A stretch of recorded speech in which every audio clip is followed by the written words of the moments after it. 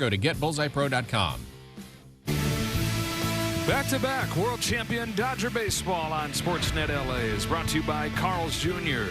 Carl's Jr.'s new Western Bacon Chicken Sandwich with freshly hand-breaded all-white meat, just $5.99 for a limited time.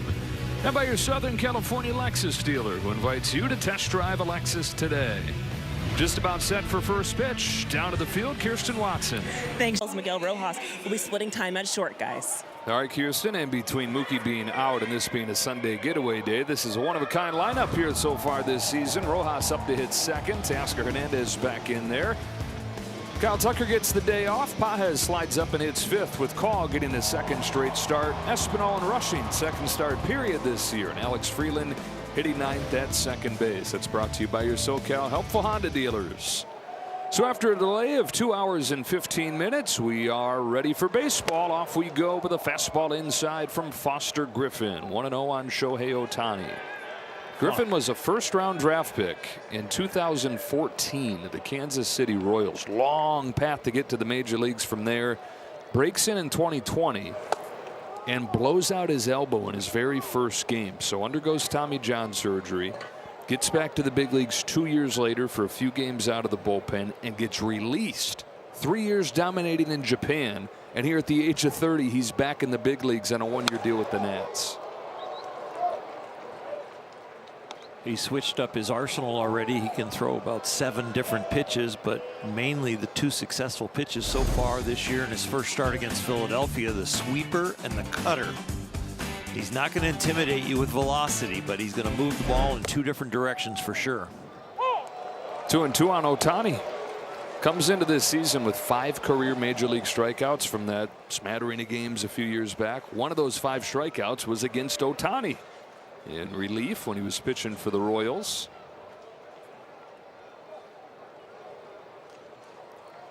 Here's his 2-2. And he gets Ohtani again. So 2 of his now 11 career strikeouts when he had what he did against the Phillies last week against Shohei.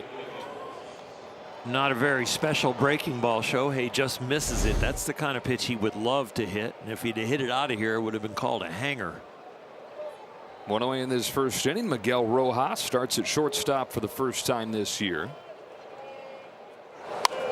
And hits second for the first time as a Dodger. Got to go back to his last year in Miami, 2022, to find the last time he hit this high in the order. One of the clubhouse staff was asking him for a signature on a bat before the game today, and he said, hey, the value of this just went up. You check the lineup? I'm hitting 2, baby. Nothing in 2. First hitter or the second hitter in the culture today is usually the best hitters on the team. So, yeah. Memorabilia. Stock up on Miggy stuff. 1-2 on Rojas. Came off of the bench for Betts yesterday. Went 0 for 3. Knocked in a run with a sacrifice fly. The Dodgers scored 23 runs in the 6 games on the homestand, and they've got 23 in the 2 games here this weekend. A chase and back-to-back Ks for Griffin.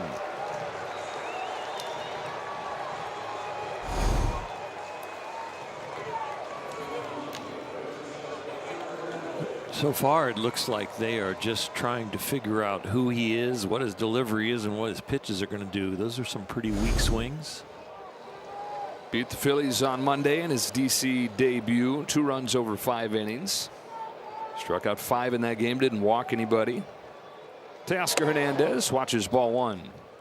You got all these guys who've been sitting there killing time for 4 or 5 hours since they got to the ballpark with the rain hanging over DC. Now having to wake themselves up.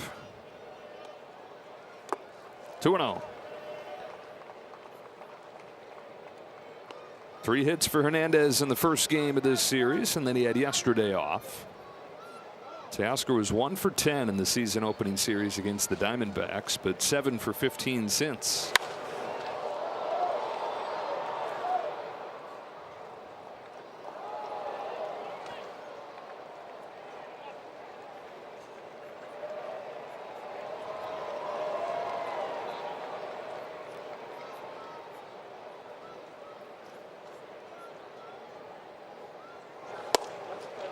Backdoor with the cutter, 2-2. Griffin looking at a pretty clean inning. His last year in Japan, 6-1 with a 162 in 14 starts.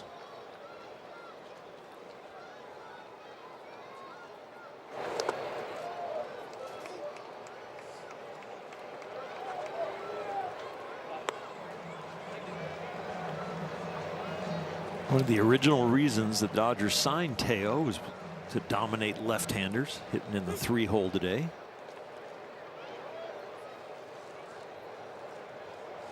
He's worked the count full. The payoff pitch driven down the right field line. Over goes Wood. Not going to get there, but it's foul. Nice catch.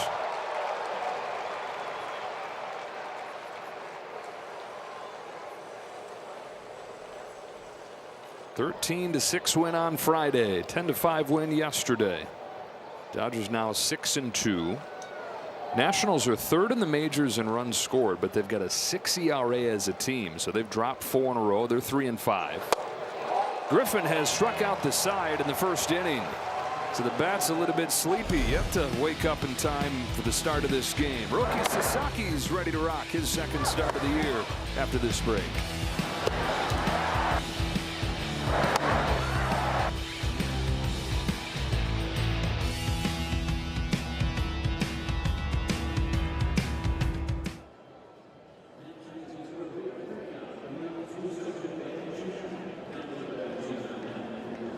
It's his first start of the weekend with C.J. Abrams homering in 3 consecutive games, hitting 6th. Bibas, Ruiz, and Tena.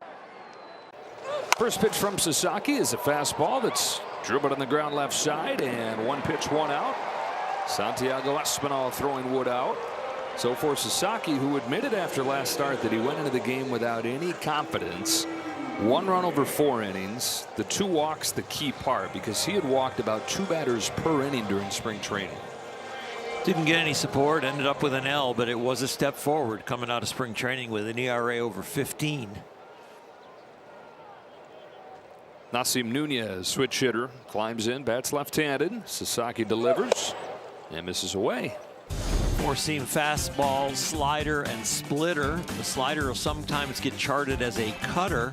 When it's a slider, it's got about a foot movement right to left. When it's a cutter, it's down to about 2 inches. Slider right there. What we do know is that it's not the same pitch that he was throwing as a third offering last year. Much tighter. And the idea is he can better throw it for a strike, because that's the issue right now. He's just having a hard time finding the strike zone with his 2 primary pitches, the fastball and the splitter. This fastball is popped into shallow right center field. Back goes Freeland, not going to get there, into the Bermuda Triangle. And Nunez has a 1-out blue pit. He won't be able to use that bat anymore, but it was useful when it was being swung right here. This thing shatters, and it is the perfect distance to put it between 3 Dodger fielders.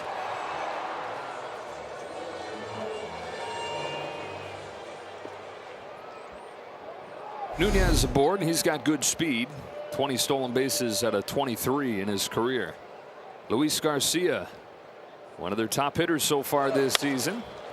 And the Nationals staying aggressive. Fly ball left field, Teoscar Hernandez. And perhaps that's a path for Sasaki to have success. The Guardians helped him out by being really aggressive. And at this stage, the way his stuff is, he needs aggression. He does, and he's been around the plate. His spray pattern is much better than it was against the Guardians already. And it's really helpful when there's a man on first. That sounds like an odd thing to say when you're talking about a pitcher. He takes off. Throw down from Rushing. Will bounce through there. Stolen base for Nunez. When there's somebody on first for Sasaki, it tightens up his leg kick. And a lot of times that's where his rhythm is thrown off and his strike throwing ability goes down. Miguel Rojas trying to get the 1-hop tag and have the glove moving towards the runner as he catches it, and just misses the leather. The hitter's Dalen Lyle. Scoreless first inning, runner at second, 2 out. Good pick by Rushing, 1 ball, 1 strike. Okay, so the obvious question is, why not, no matter whether there's a guy in first, get rid of the big leg kick? Yeah, I think he's still thinking that I can have the big leg kick, which will generate more power, which will keep my velocity closer to 100 miles an hour than if I use the slide step and abbreviated leg kick. I think internally he feels like I just feel better with the full leg kick, but this shorter leg kick that stays, the knee stays below the waist, really is the more consistent one that he throws better pitches with. And it's still 97. Breaking pitch rolled off of the hands to first. Sasaki to the bag, and he's got a scoreless first inning. Much more around the strike zone right there than he was against Cleveland.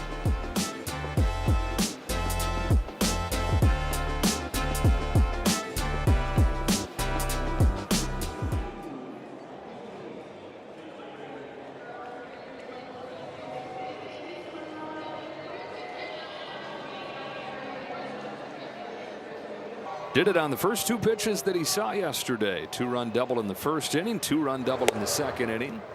Take strike one from Foster Griffin. Had a little bit of crossover. The end of Chipper's Hall of Fame career was the very start of Freddie's. What's turning into a Hall of Fame career. Now this 0-1 pitch takes a little bit low, 1-1.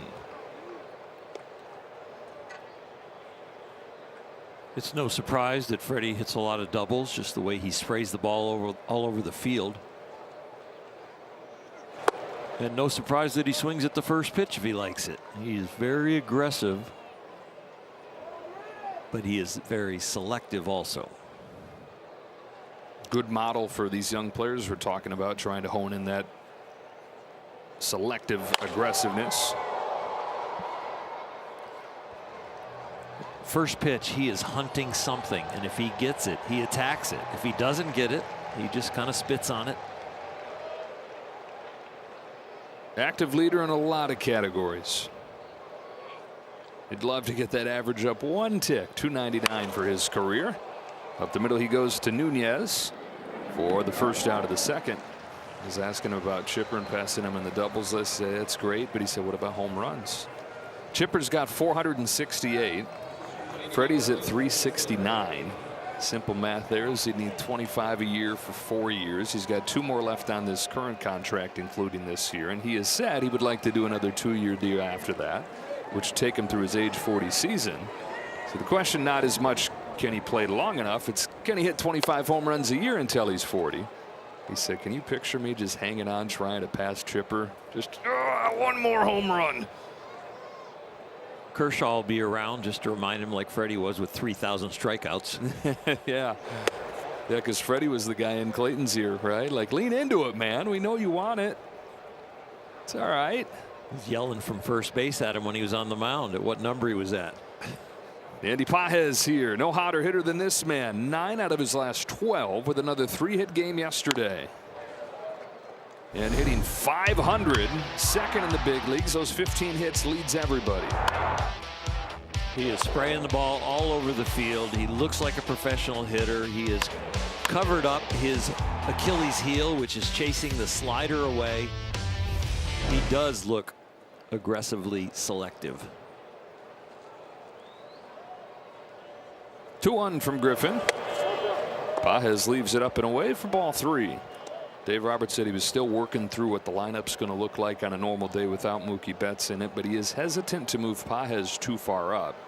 Said, look, there's a tax that pitchers have to pay for going through the guys we have in the top order of the lineup. Kind of like the idea of Andy continuing to benefit from that, take advantage of that.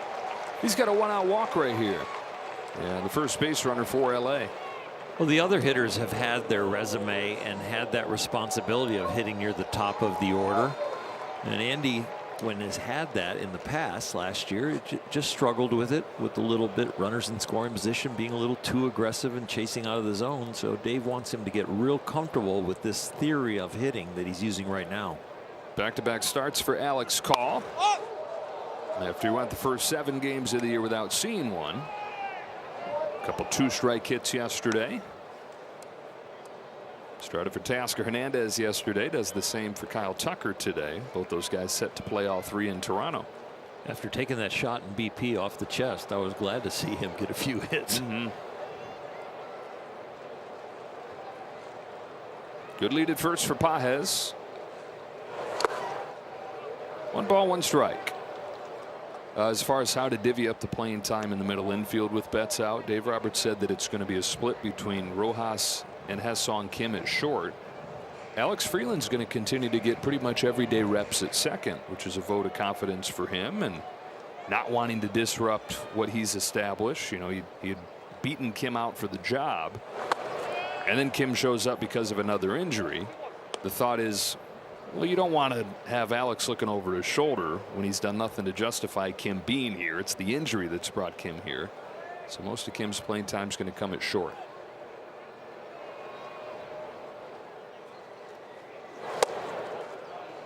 A little bit inside, ball 3.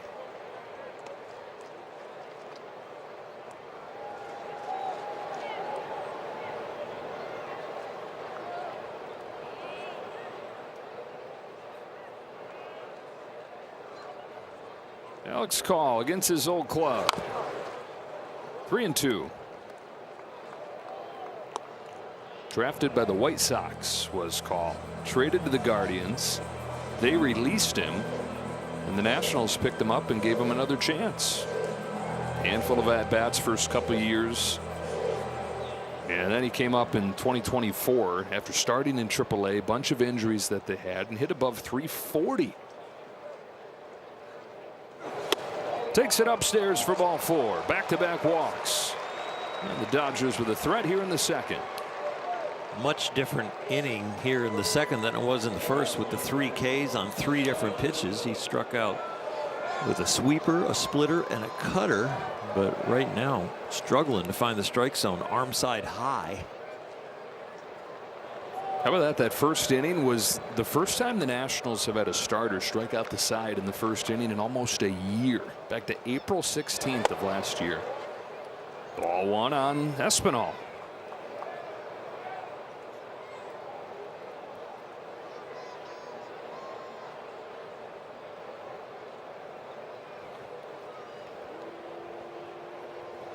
So Espinal getting a chance here against a left-handed pitcher. Second start for him. You got a couple guys here in Espinal and Rushing getting their second starts of the season. And this is what Espinal has done best throughout his career.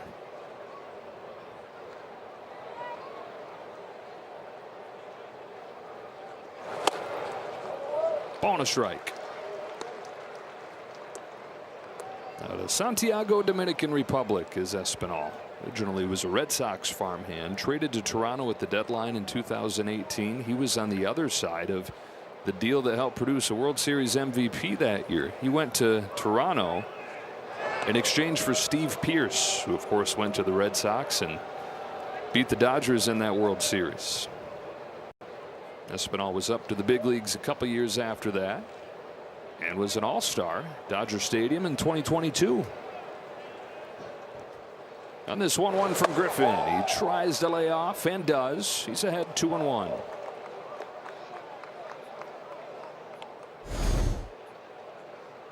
Dodgers looked like they were going to chase for the whole game after the first inning, but now 20 pitches out of the zone for Griffin. They've only chased 3.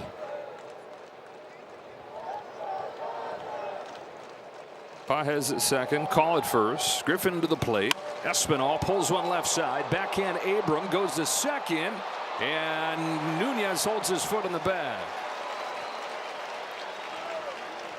2 out. First and third. Nice play by the shortstop. Abrams going into the hole and making an accurate throw, just accurate enough for the stretch to work, and he is definitely on the bag.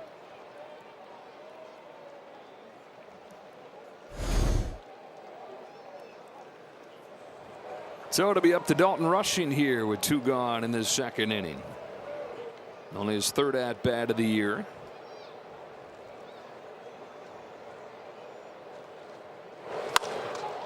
Promptly grounds it to second. Nunez is there, and the Dodgers strand a couple in the second.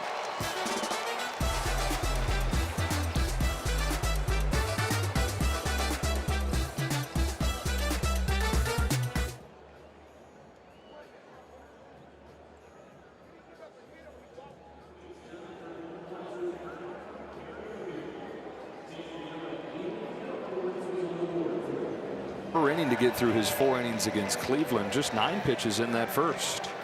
And he was throwing strikes. 6 of 9 strikes, 6 of 9 in the zone. That's much better than his zone percentage in the last outing was just barely over 40%. Now he's 2/3 of the time in the zone in that first inning.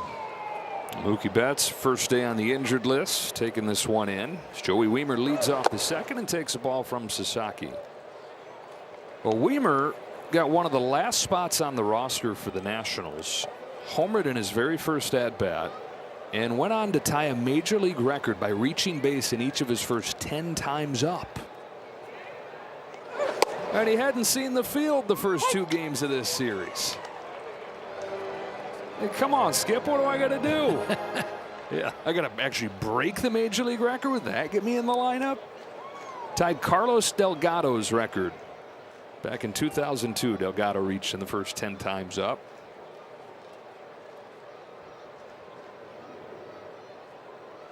On a 1-1 from Sasaki, Wiemer watches one break into the zone. Strike 2. That slider slash cutter is going to range between 82 and 88 miles an hour. The ones that break bigger will probably be slower. The ones that are smaller and tighter are going to be harder. I was talking to Mark Pryor about that third pitch, and he said he's settled on that tighter version of it. Like you mentioned, number 1, he's throwing strikes with it. Number 2, it's not a different throw from his fastball and his splitter. He doesn't feel like he has to manipulate anything in order to make it spin. You're just ripping it like a fastball and you're getting that little bit of movement.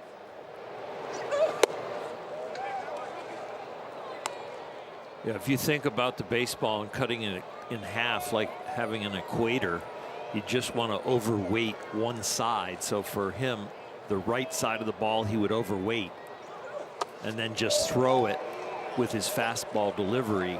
And because it's overweighted and there's pressure more on the right side, as he finishes the pitch, it'll create that spin that creates the slider break. 3-2 on Wiemer. Lead it off this second. Sasaki kicks and deals. Strikes him out. Sharp slider right there. 1 away. That was an outstanding slider. A lot of depth to it. Very little right to left movement. Maybe about 2 inches, but a good foot drop at least. For his first strikeout of the ball game. Bases empty, 1 away. C.J. Abrams comes up. Been a Dodger killer. He's been an everybody killer so far this year. Leading the majors with 12 runs batted in. He's homered in 3 consecutive games. And against L.A., 9 home runs. So for the rest of his career, he hits a home run once every 36 times that he's up. Against the Dodgers, it's once every 8 times that he's up. He's done a great job driving the high fastball also. Most left-handed hitters, low ball hitters, but he has the ability to really stay on the high fastball. Abrams, 25 years old. Debuted back when he was 20. San Diego, soon after traded here to Washington in the Juan Soto deal. There have been flashes of this greatness that we've seen. He's been an all-star, but very up and down. Sasaki gets him on 3 pitches. First strikeout on a nasty slider. This strikeout with a nasty splitter.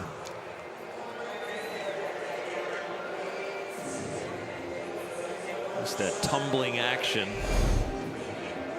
The least amount of rotation for any split finger in all of Major League Baseball. Back-to-back Ks to open the inning. Bebas takes inside, just to give some more context to what you just said. Because I know you said it should be called something different. It shouldn't be called a splitter. It's a fork ball. Okay, so the average Major League splitter, 1,300 RPMs. Talking about spin.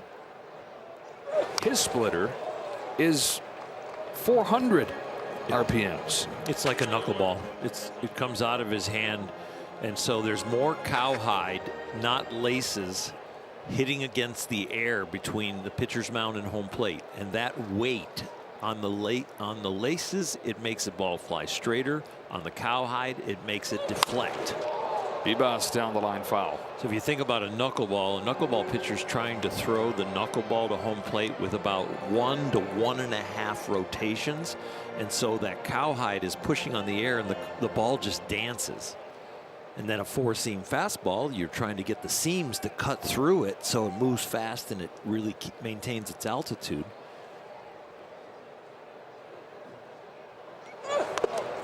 Seams pretty much cut the air, and the cowhide, the flat part of the baseball, the leather, pushes it on the air and makes it heavier and deflects.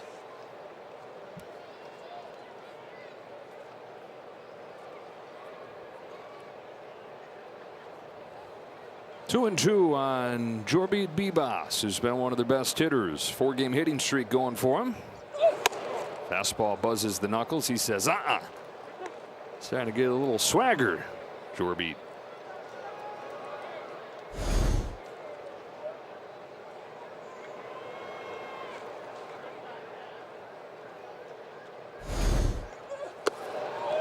Takes the walk. First one issued by Sasaki. Let's get a word from Morongo. Eddie Griffin, live and unleashed April 17th. Morongo. So the inning kept alive with a Bebas walk, and it brings up Keibert Ruiz. Former Dodger, started the first game of this series, knocked in a run with a double. Had yesterday off. 27-year-old from Valencia, Venezuela.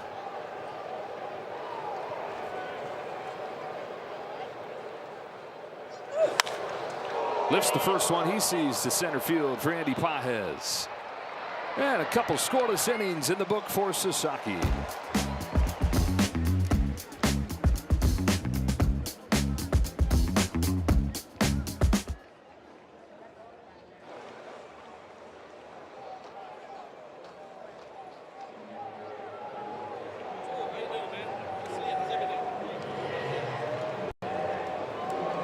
Between the Dodgers and the Nationals. Alex Freeland taking ball one from Foster Griffin, who's from Orlando, Florida, the son of a golf pro.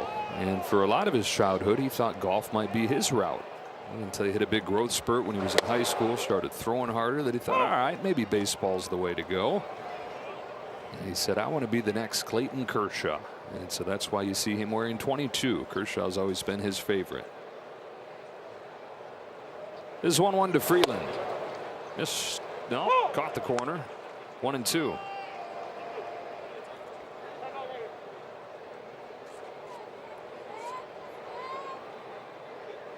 Freeland a hit and a couple walks in this series.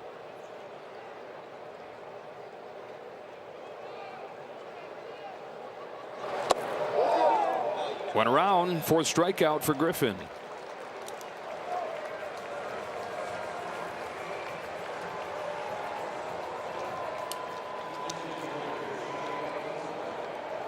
Second look at Griffin for the Dodgers as Ohtani comes up.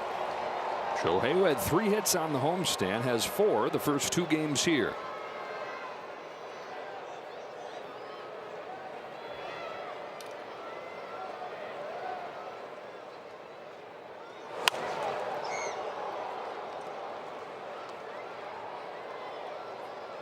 The only thing comfortable about this press box is foul ball straight back. You don't have to flinch. They're not going to reach us.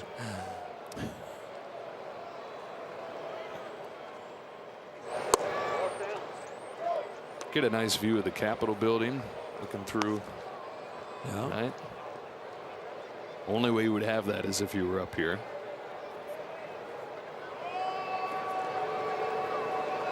One pitch to Ohtani and misses low for ball 2. Can you imagine if it was Vin Scully's first broadcast and he had to get on the roof of this stadium to do the football game? We're way up here. Hammered to center field. Shohei Ohtani gone. Had that sound and then it flew out of here to start the scoring.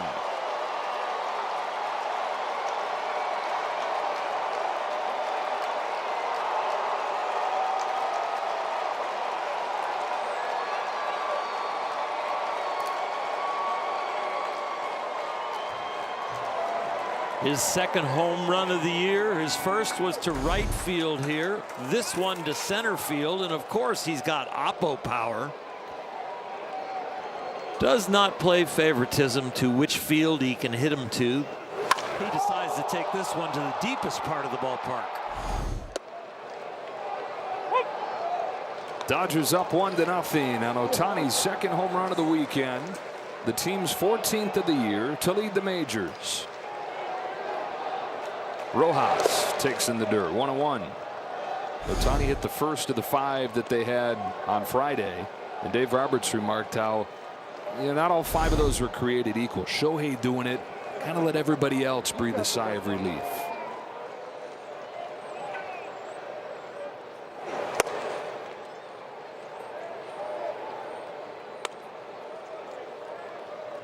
Not a real comfortable feeling to be Griffin and watch the offensive outbursts of the Dodgers the first 2 games and then come into this one, and second time around Ohtani takes you deep. Rojas smacks one up the middle, base hit center field. Each guy doing what he does. Ohtani cranking a home run, Rojas smacking a line drive single into center. Staying on this pitch, trying to go to the opposite field. A little lack of velocity on the pitch, takes it just up the middle.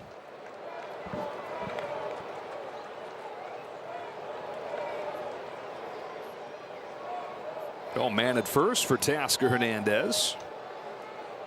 Tries to join the 2 guys ahead of him, striking out in the first inning, but barreling it up here the second time seeing him. In a park where he loves to hit. Teoscar Hernandez has 8 home runs in this ballpark.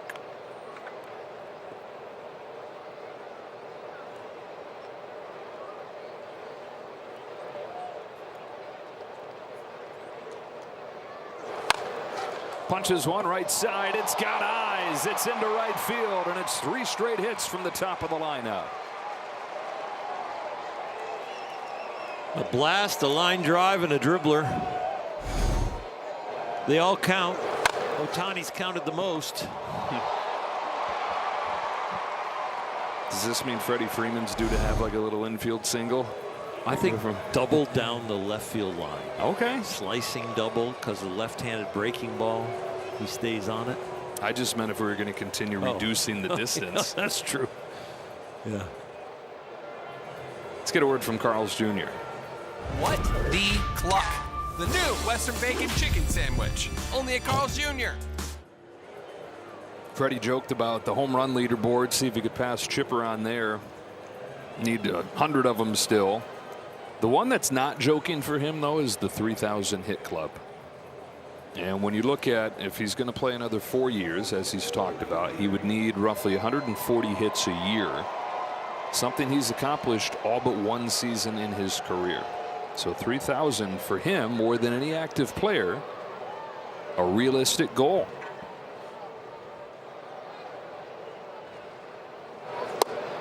Just 33 members of the 3,000 hit club. Last one was Miguel Cabrera.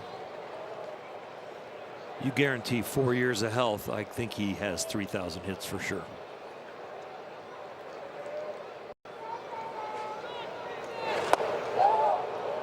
Offered 0-2. Doing it at a time where the league average is about 245.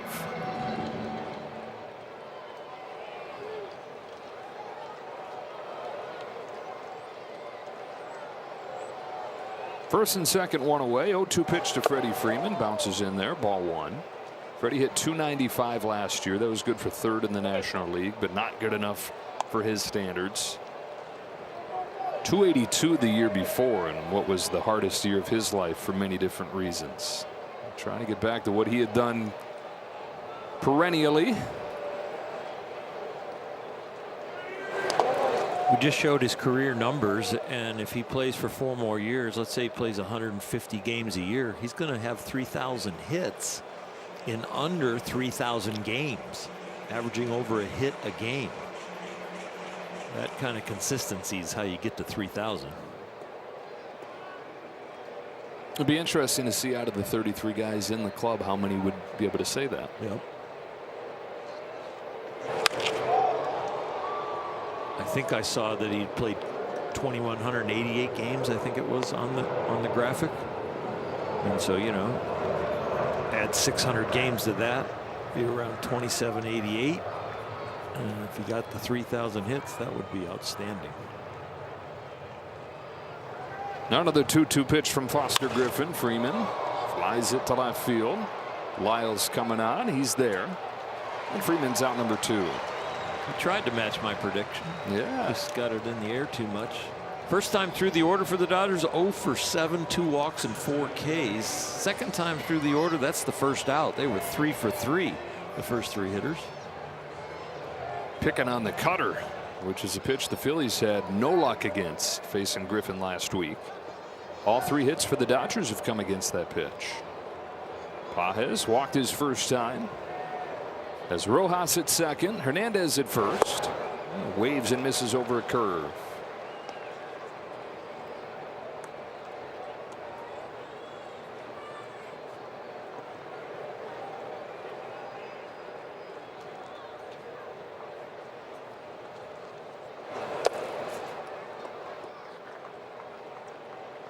Nationals desperate for somebody to give him something solid today. Michaelis and Irvin, the 2 starters so far in this series, gave up 17 runs together. Couldn't avoid those big innings. Pages rips at a high fastball. 1-2. I'm not sure we've seen 2 swings and misses from Andy Pages so far this year in the same count. 10 swings and misses total the first 8 games. He still hasn't caught his hit total. 15-12 Yep. hits over swings and misses. Get a hit right here, spread that out.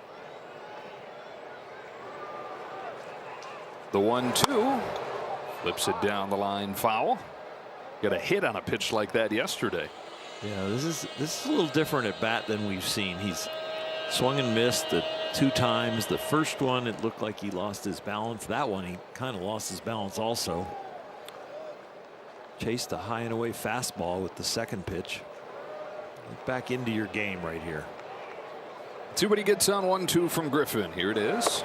Takes a splitter down and away, and the count evens up. And you can see that he's frustrated coming out of what he's done so far. A little uncharacteristic.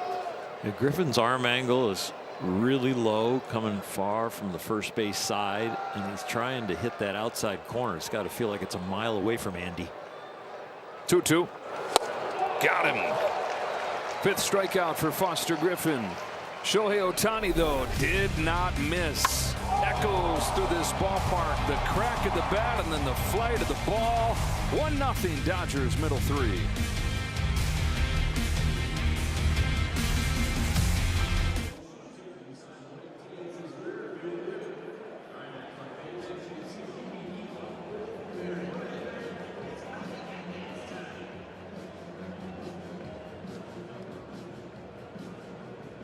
Is brought to you by your local Kia dealers. Visit kia.com to discover movement that inspires. Roki Sasaki pitching with the lead for the first time. He's in there with strike 1 on Jose Tena, the 9-hitter for the Nationals today. Sasaki 1 hit, 1 walk over 2 scoreless innings, and has continued to get ahead more than we've seen from him since last October. Only 28 pitches so far. A lot of strikes. Hasn't given up a hit on anything off speed. The slider and splitter are working.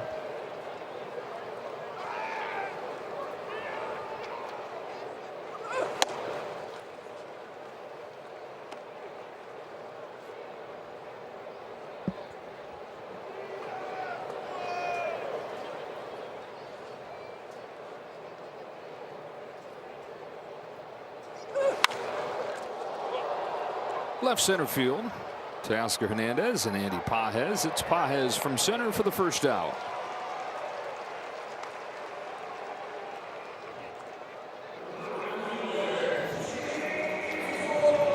So Sasaki's retired the leadoff man in all 3 innings. James Wood grounded out first pitch of the ball game. Comes up. Wood now 4 for 37.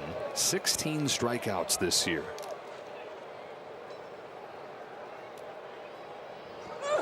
One of the best hitters in baseball in the first half last year. Went to the All-Star game, was in the home run derby. shell of himself in the second half. He had some physical ailments, and it was his first full major league season. But it's been kind of a continuation of that to open this year. Pinpoint with a fastball, 1-1.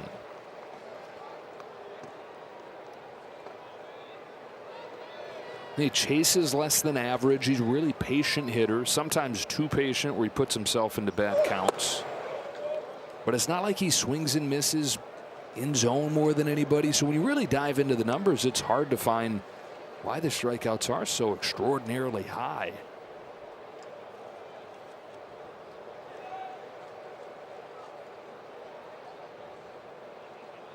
On this 2-1 from Sasaki, Wood takes it in the dirt, ball 3. You made a comment earlier during the rain delay about how amazing Aaron Judge is with his size and his consistency. Where with Wood, sometimes people will use the excuse of, well, he is big and that's a long lever system. Takes the walk here, and that's more the norm, right? It's like 9 out of 10 of the guys that are his size or Judge's size.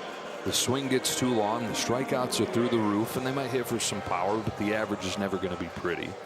Aaron Judge winning a batting title, hitting above 330, along with the power, along with the strikeout rate that has dropped through the years.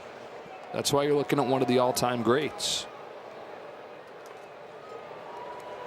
Second Sasaki walk. Wood is at first, and Asim Nunez takes a fastball for a strike. Nunez singled his first time and stole second base. Made the team for his defense mostly and his speed.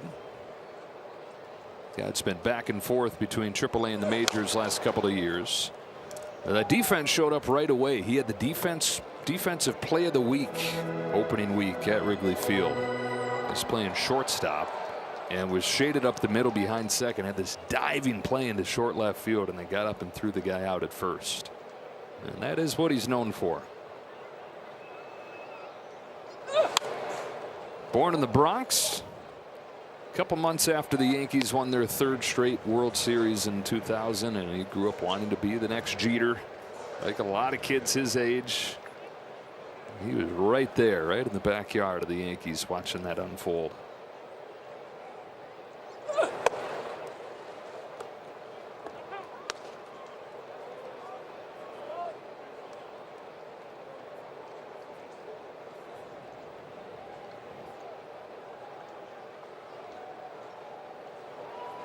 Sasaki's 1-2 pitch.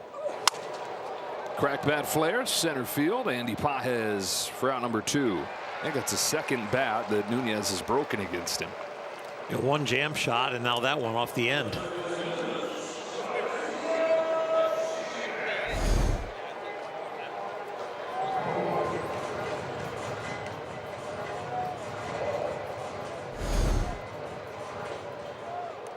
Dodgers up 1-0 on Ohtani's home run. Wood at first base with 2 out for Luis Garcia.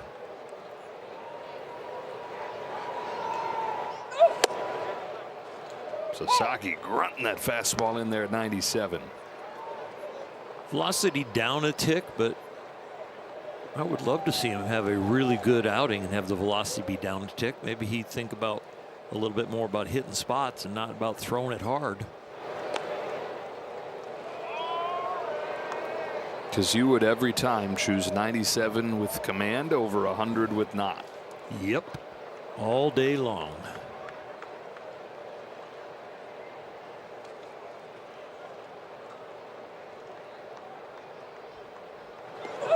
Take 94 with command.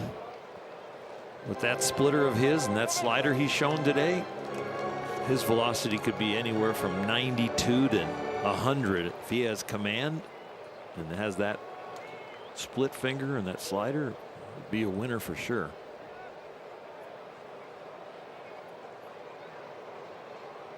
Here's 1-1 to Garcia. Tomahawk to right center field and deep. Back it goes and gone. Luis Garcia continues his wonderful weekend with his first home run of the year, and he's flipped the score around. 2-1 Washington. You be the judge of the command on this pitch. He wants it back. These are the kind that leave your hand and they go, oh, especially if they foul them back or take them. But when they swing at them and they're right down the middle, up, it gets real juicy for a hitter, especially a hot hitter. And a no-doubt blast from Garcia. Nationals lead at 2-1. That's the home run that he was missing from the cycle in yesterday's game.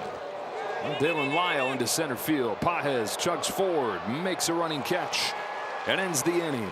A walk to Wood, a home run from Garcia, and the Dodgers trail by a run. Night on April 14th. Purchase a special ticket package for a Dodger-themed healthcare jacket. Visit Dodgers.com/promotions. A couple home runs accounting for the scoring in this game. Ohtani with a solo shot for the Dodgers. Luis Garcia with a 2-run home run for the Nationals. Alex Call leads off and takes the ball from Foster Griffin. Walked his first time. He's been on base 4 times in 2+ games this weekend. Building off of what he did somewhat quietly during the postseason, but he was on base more than half his times up during the playoffs. Continues that here with a leadoff hit, dumped into left field. Dave Roberts wanted to get him in here, especially because it's his old club. A lot of guys play inspired ball when they go back home. Alex is doing the job.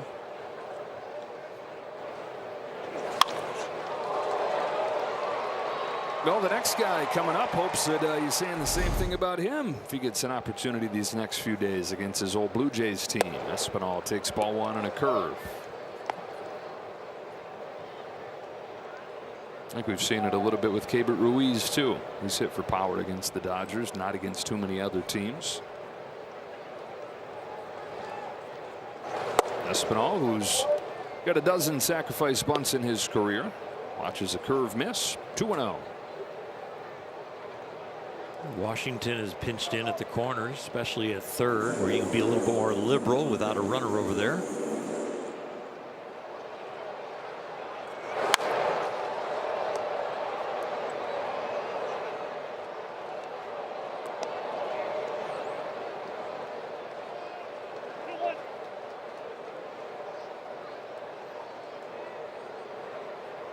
Into that time of day where shadows become an issue.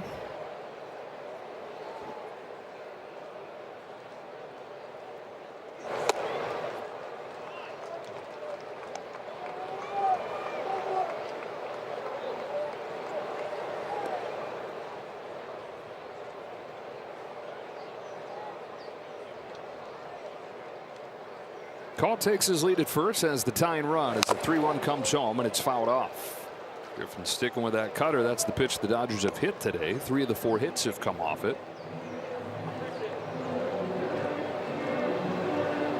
Dodgers have set themselves up to lead baseball in comeback wins this year. They have 4 already, which is tied for the major league lead. They're going to have to get their 5th. Call's leaning. He's not running. Espinal bounces one left side. Abrams will go to second for 1. Over to first. In time, a double play. Abrams, Nunez to first. 6-4-3, 2 out. That is an elite turn at second base. This feed a little bit on the slow side, but this is crazy. Wow. Nasim Nunez is 5'8", 160 pounds, but he's got one of the best arms in baseball. He averages 92 miles per hour with his throws. He's rushing with the bases clear after that twin killing, taking a strike, and he said, I know people think little dude, not going to have much of an arm, and so I try to prove them wrong every time I throw it.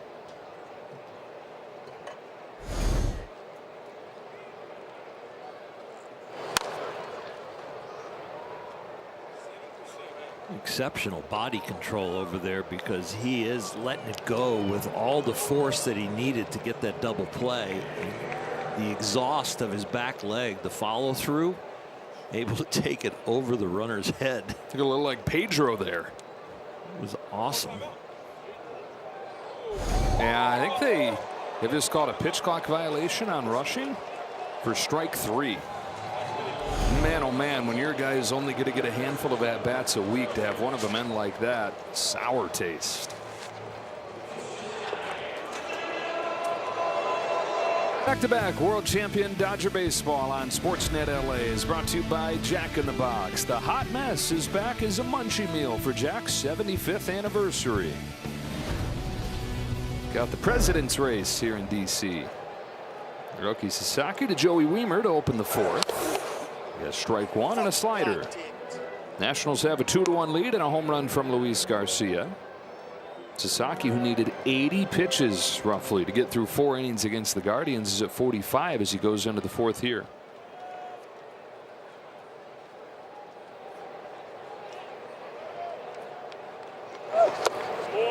Got a chase, 0-2.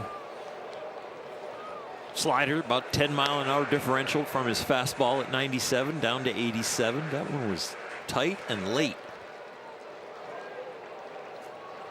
Struck out Wiemer his first time, one of the 2 Ks for Sasaki. Punch to second. Freeland scoots over to get it. 1 gone in the fourth.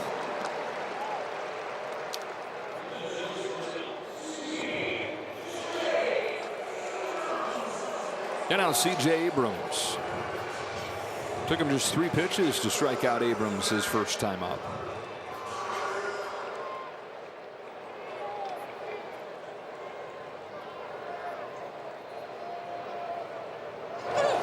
One thing Dave Roberts talked about today with Hiroki Sasaki and his growth is how he started to open up a little bit more to coaching. And he said, look, I get it. You come here and there's so much that's new. There's so much that's out of your control that you have to adjust to. Dave said, I can understand wanting to be stubborn with what you can control, how you throw the ball, your different grips, your pitch mix. But the league has told him you got to start to open up a little bit. And he's begun to listen more. Ball 3 on Abrams.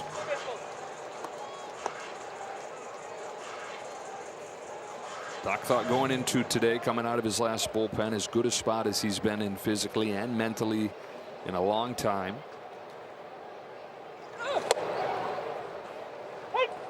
And this has been, you know, where his first start of the year was like, okay, relief that it wasn't as bad as spring training. This is legitimately, outside of that home run pitch, been good.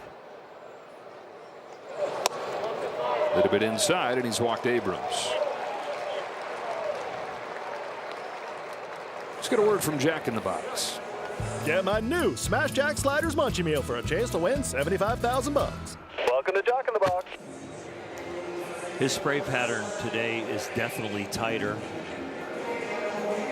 And if that is tighter, that means he's repeating his mechanics and has a better rhythm. His lighting right now should help him. Bebas the hitter. There goes Abrams' first pitch. Rushing's throw in time. Tag applied there, looked like on the leg by Miguel Rojas. Yeah, when we watch the replay, we're going to watch the tag and then see if the hands get to the bag before the tag hits the legs or the feet. This will be a pretty good look. The Washington Nationals are challenging the out call at second base. It looks like he's safe.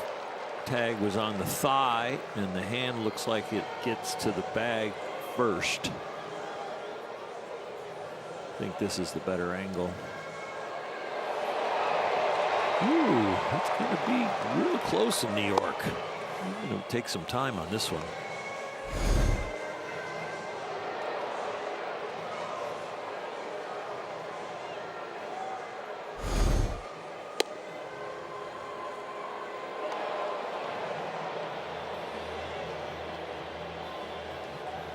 You can see why Washington challenged it.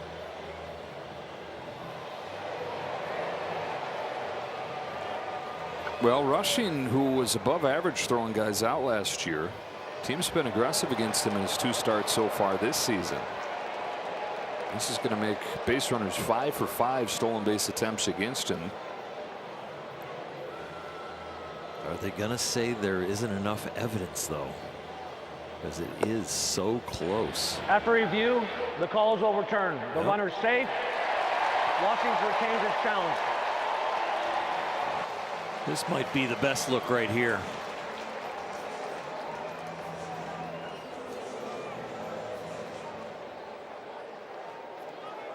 Second stolen base for Abrams. Among the leaders in baseball the last few years. 3 consecutive 30 stolen base campaigns. This one puts him in a scoring position. Ball and a strike on Bibas.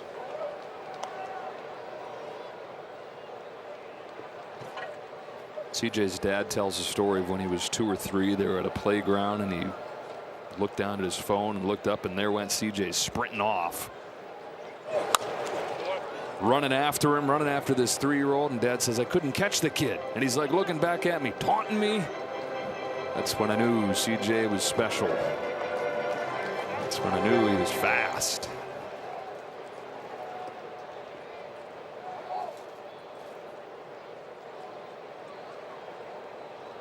Sasaki to Bibas, the 1-2.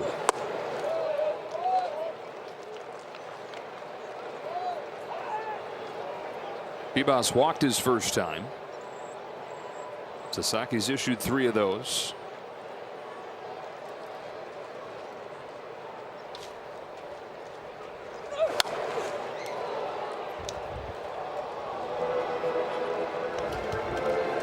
Mickey Rojas coming in with some veteran advice, possibly about the runner on second relaying location. Calling Dalton rushing out also.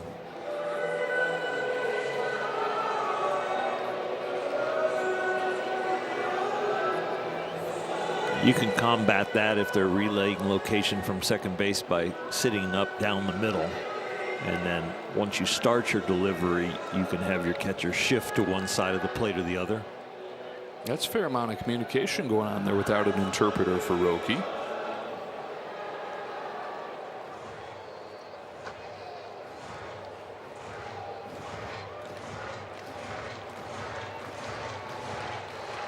Two and 2 on Jorby Bibas. 2-1 Nationals, bottom of the 4th inning.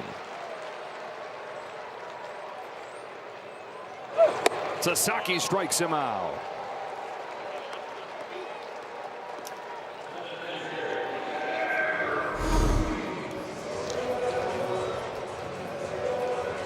High breaking ball that gets the job done. You're glad to get away from that and get your first out. 3rd strikeout, 4 away from Jumbo Jacks. 2 outs in this 4th. Keibert Ruiz, the batter. Ruiz fly to center field his first time.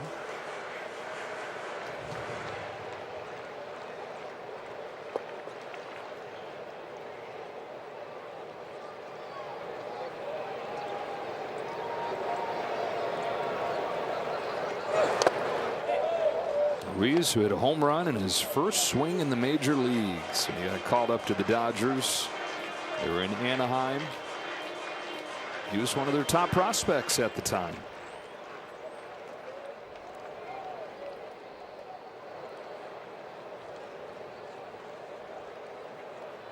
On a 2-0 pitch, watches a fastball miss away.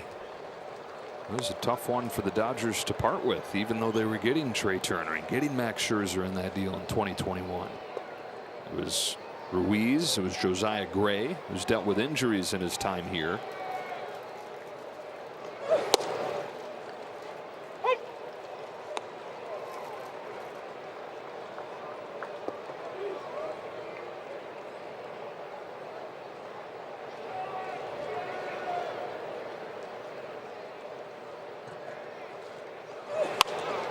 Kind of a half-hearted swing. Ricochets off of the bag, and the Nationals and Ruiz living right. Abrams in to score. A bank shot, base hit, 3-1 Nats.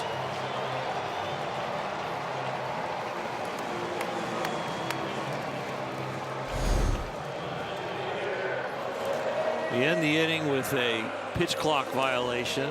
You have a runner steal second that's bang bang out by inches or safe by inches, and then you get a ground ball that hits the bag that costs you an RBI. This is a tough time for the battery between the catcher and the pitcher.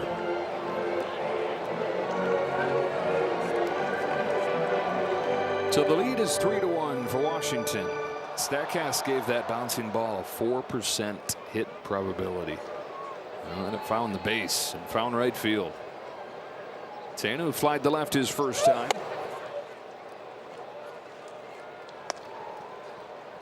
The Nats trying to end a 4-game skid. Dodgers going for the sweep. Sasaki home with a 1-1. This is away.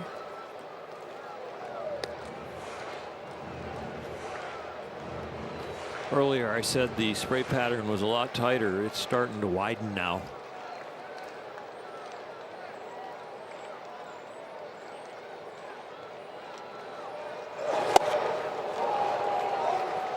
Count evens 2-2. First 3 innings. Pitch count was under control. 24th of this 4th coming right here.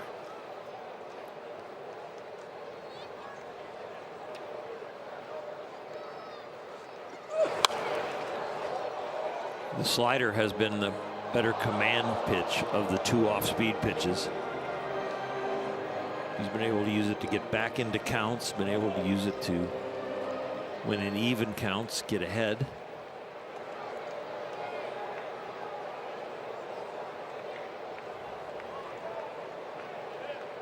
Roki tries again with a 2-2. Tina swats one the other way, base hit. 8 and 9 in the Nationals lineup. Back-to-back hits with 2 away. Something the Nationals did really well on their season opening road trip. Hit with 2 outs.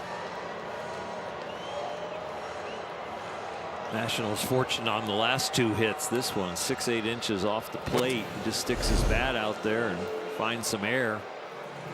And then the ground ball that hit the bag.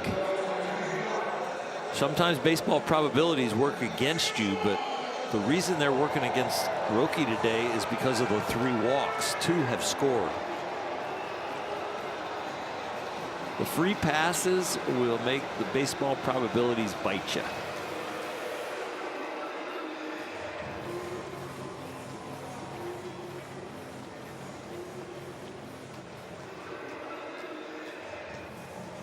So the Nats with these 3 runs and a 3-1 lead as Sasaki gets ready to throw his 70th pitch of the afternoon. Back to the top and James Wood.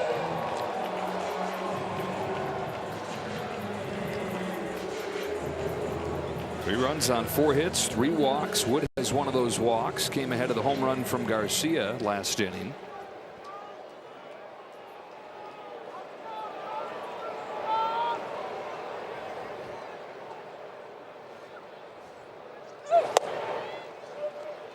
Strike with a fastball. This is a huge 3rd out.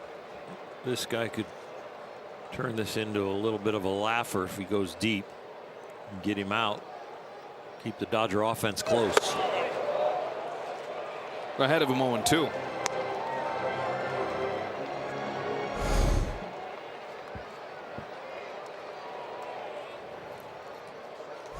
Don't do him a favor here.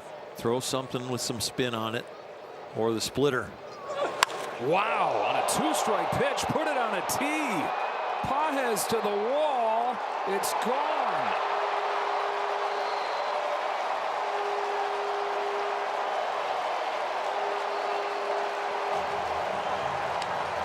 The hanging splitter.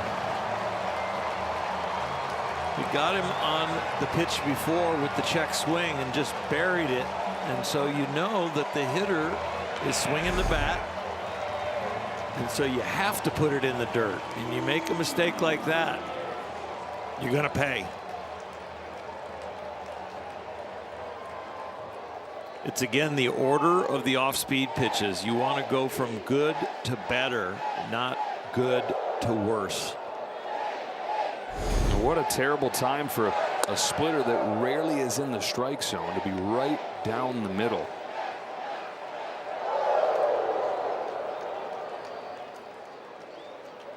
James Wood doesn't miss. He's got his 2nd home run of the year, and the Nationals have a 4th spot in this 4th inning.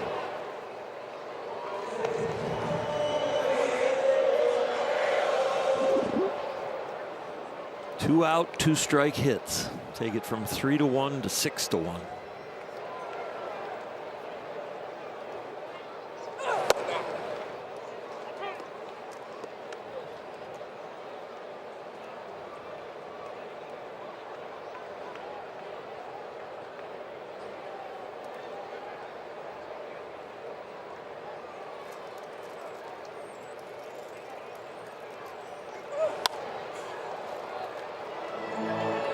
Dave Roberts doesn't have anybody up in the bullpen because he probably doesn't want to have a depleted bullpen going into Toronto. The Dodgers have already won this series. He'll use his bullpen pieces accordingly, but I think he wants to get another inning out of Sasaki. And then if the offense starts to climb back into this one, he'll start picking the right pieces down there for a close game, or if the Dodgers can crawl back ahead. They mentioned 90 pitches for Sasaki today. Trying to get into the dugout here. 78th. Nunez continues to foul him off. They can burn more bullets.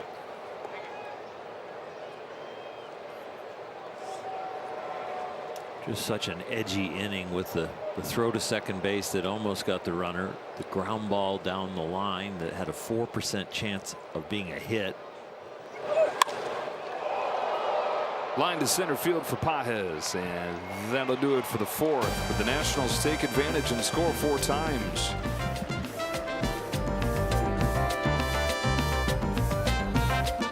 On April 10th, it's a big day. You'll take home a Shohei Ohtani's greatest game bobblehead presented by Synchron. Visit Dodgers.com/promotions. Ohtani's due up second in this inning. Dodgers with some work to do now, down 6-1. Their lone run came on Ohtani's home run in the 3rd. Freeland struck out his first time. Getting a start against a left-handed pitcher today. Switch hitter, flips around, bats right-handed. Better side is the other side. But trickled down to the Mookie Betts injury. More opportunities here for Freeland. On a 1-1 pitch, takes a curve in the dirt, ball 2. The Dodgers down 5 here. They've averaged about 6 runs per game this year. Average over 10 runs per game this weekend. And you know, after Griffin, the bullpen, the biggest weakness, and a team full of them. 78 pitches for Griffin here in his 2nd start in the major leagues. Period. Games that he pitched before going to Japan, those were all out of the bullpen. You know, 12 years after he was drafted in the 1st round as a promising prospect. Next big thing for the Royals. Finally a starter in the major leagues. There's 2-2 to Freeland. Misses inside, and the count is full. 7 different pitches. He likes to call them himself. You can see he's got the PitchCom receiver there on his belt, so he'll send the calls into Ruiz. It's a bouncer towards the middle for C.J. Abrams. It's cut off by Nunez, and across his body shows off that arm that we were talking about last inning.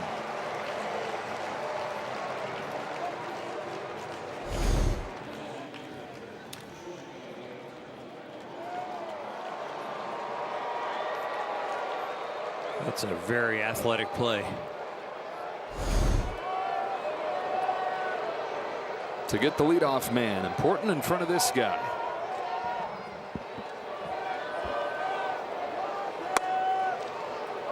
Performance Spotlight is sponsored by your Southern California Nissan dealers. A couple home runs, 5 knocked in this series after he didn't have either or one of either of those things on the homestand. Coming into this series, Dave Roberts said he thought Ohtani was anxious to hit, and he has produced. I think the anxiety is down. A few more pitches to swing at in this series than he was getting the first 2. Does not like to walk. Will take it for the team, but would rather get strikes and hit the ball. He will head up to Toronto, which was a finalist for him.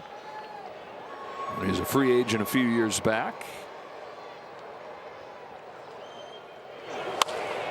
Digs it out down the line. That's a fair ball into the corner. Second extra base hit of the ball game for Ohtani. A double here in the 5th.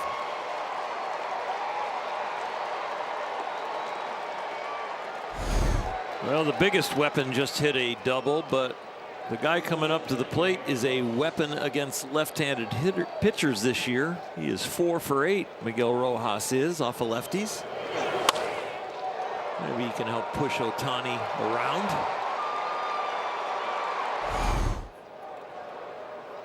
So a third consecutive 2-hit game for Ohtani on this road trip. And here is Rojas. Change a little bit low.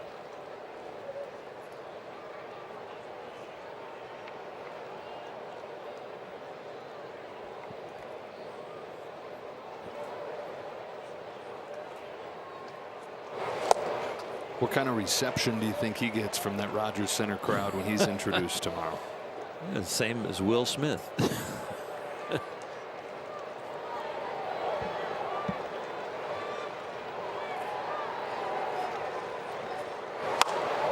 Up the middle, caught by Nunez. The thing that I'm interested in seeing is the fraternization possibilities during batting practice between the two teams behind home plate or out in center field. I wouldn't want to be talking to a Dodger if I was a Blue Jay. As close as you came to winning a world championship and seeing the rings that they received compared to the ones you got, and just there's got to be some serious motivation for them. Up to Tasker. Hernandez are 2 away. They're saying, wait a minute, you mean your ring doesn't have a ring inside it?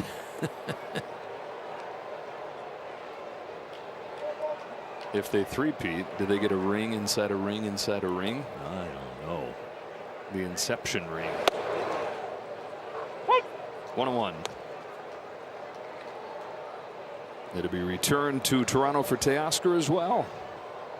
He made his name after getting traded from Houston early on in his career, and they still love him there.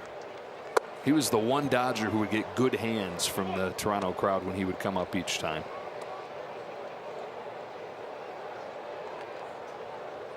Reunited with his offseason workout partner too, and Vlad Jr. 2-1 from Griffin, taken downstairs, ball 3. Who can't love this guy's continuous smile? He is a breath of fresh air.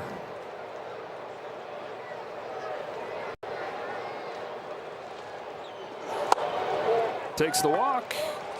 Dodgers with a chance here to chip away at the 5-run deficit with Freddie Freeman coming to the plate.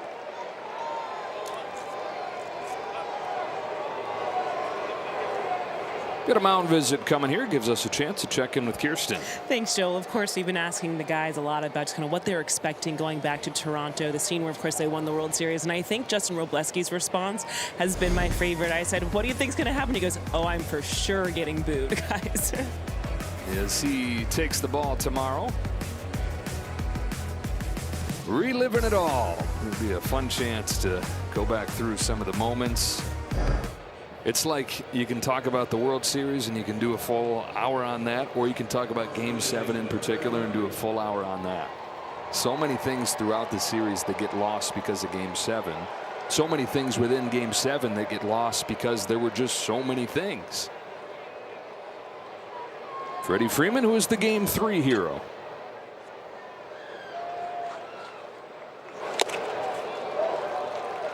Guy that started both those games, Game 3 and Game 7, will be the starting pitcher for the Blue Jays tomorrow. 41-year-old Max Scherzer, 19th year in the major leagues. P.J. Poulin is getting loose. Freeman checks his swing, and it's 1-1. Like the Wood 2-out home run, stretch this lead. Freddie can shrink it with a 2-out home run.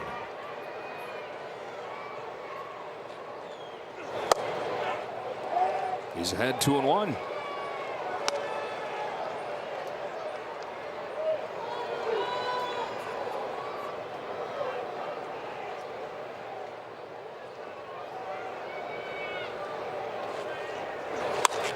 Freeman to right field. Wood makes the catch. Dodgers strand a couple halfway home in D.C.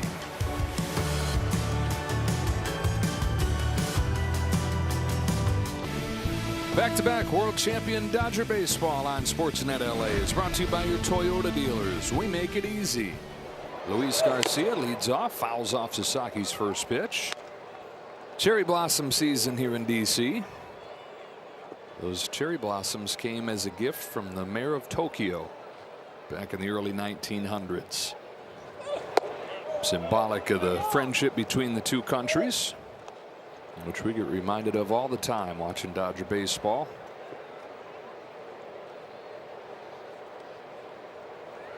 Garcia's got a home run in this game. Behind 1-2. Here it was back in the third inning to make it 2-1 Nats. Wood hit a ball out that was a high splitter down the middle, and that fastball was near the middle.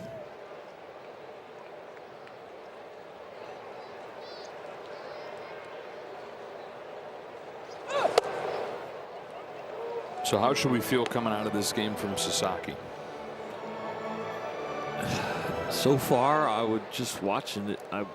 I felt really good in the first 2 innings, but as the spray pattern started to widen, what happens is it's a lot of hitters counts, it's more walks, and then when you throw a strike, it's near the middle of the plate, and that's not a good equation. And so, you know, to be a successful starter in the big leagues and for his growth and that arrow to continue to point up, he's going to have to get more consistent with the tools he brings to the game.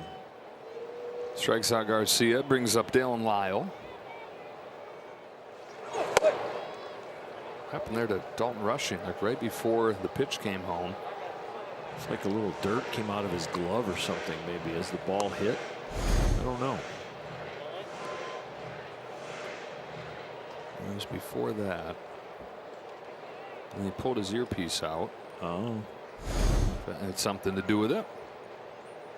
Again. Hey, we can tell you from experience, your earpiece starts popping out, it is distracting. Ah.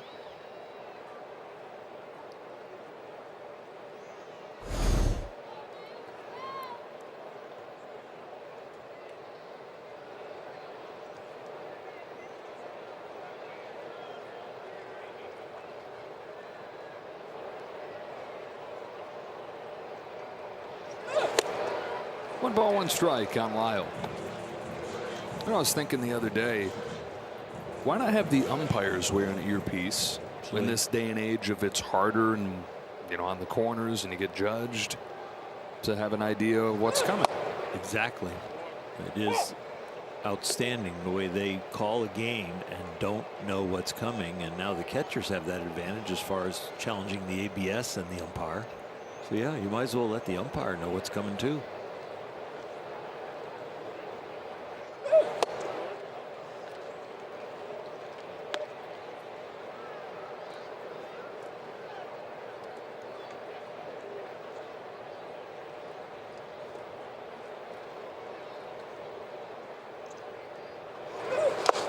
Got a chase and has back-to-back strikeouts here in the fifth.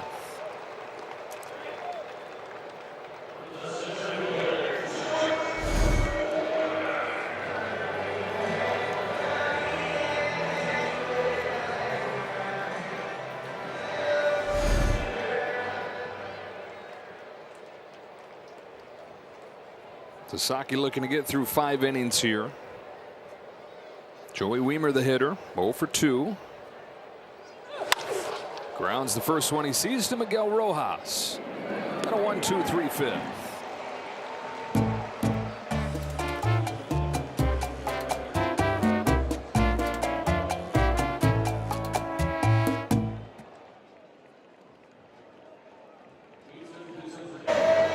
Celebrate our classroom teachers on April 11th. Purchase a special ticket pack for an exclusive Teacher Appreciation Night crew neck sweater. Visit Dodgers.com/promotions. To the top of the 6th we go, into the Nationals bullpen. One left-hander replaces another as P.J. Pullen comes on for Foster Griffin.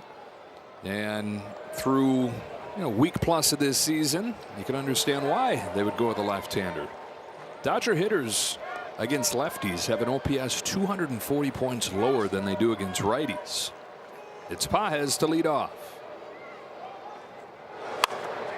Rockets one foul. Pullen's 5th outing. Got a 3 ERA so far. He's going to throw you a lot of off-speed stuff, especially the sweeper. Almost 50% of his pitches so far this year have been that.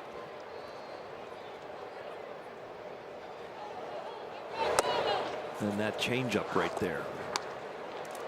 Between those 2 pitches, you're about 2/3 of the pitches you're going to see. One going left to right, the sweeper, and the changeup going away from you as a right-handed hitter. 29-year-old from Massachusetts, college ball at UConn. Off the top of the zone with a change, strike 2. We haven't had an ABS challenge in this game yet.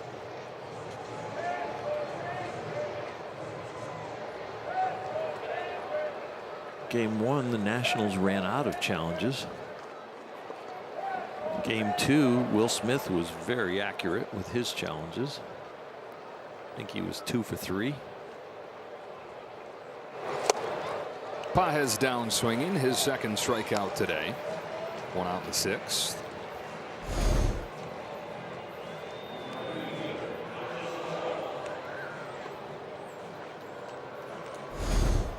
Got a few right-handed batters on the bench for Blake Butera as the Dodgers get ready to go to Alex Vesia. Left-handed heavy lineup today. 6 lefties, a couple switch hitters in there. Perfect day going for Alex Call, walking a single. Dodgers a run on 5 hits. Teams have the same number of hits in this game. Nationals, though, taking advantage of the free passes they had against Sasaki and following them with some big swings. The home run from Garcia, the home run from Wood.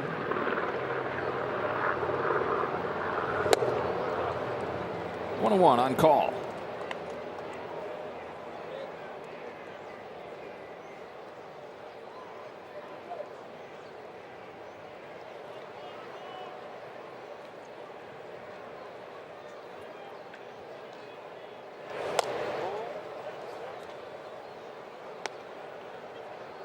Dodgers have to come back here to avoid losing the finale, but the team they're headed to play in, the Blue Jays, worse off this weekend. They just got shut out and swept by the White Sox. So the Jays 4-5, swept for the first time since last June.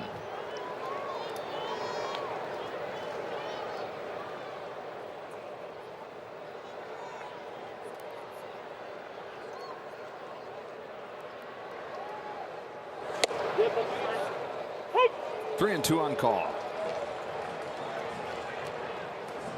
Not an official challenge, but making a motion towards first base made you know he thought it was a ball.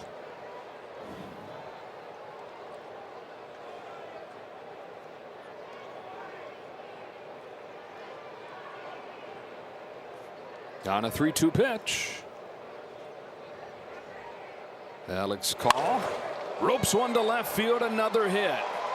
Lyle hustles over there, backhands it. Call sprints for second. He'll get there.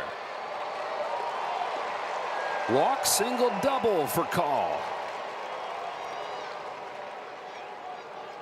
Some of that coming home inspiration, and he has barreled it up. Thought he had to walk the pitch before. Stay here and hit a double.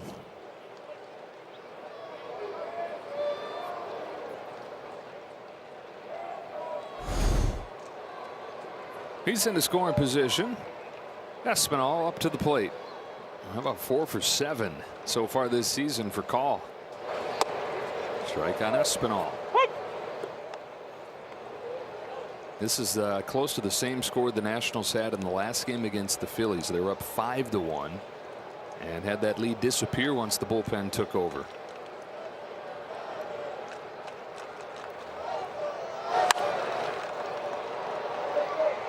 The last 4 games for the Nationals, their bullpen ERA has been almost 6. So the Dodgers still have a very good chance right now, the way they've been throwing the ball.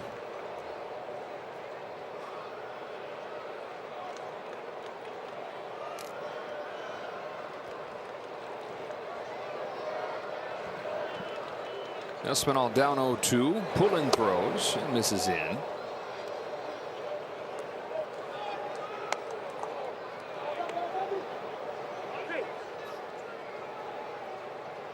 Looking for their first hit today with a runner in scoring position.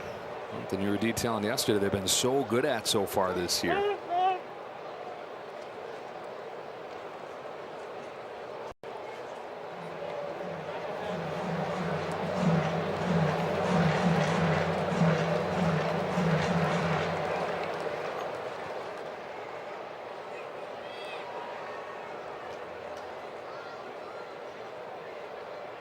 Here comes the 1-2. Espinal leaves it low.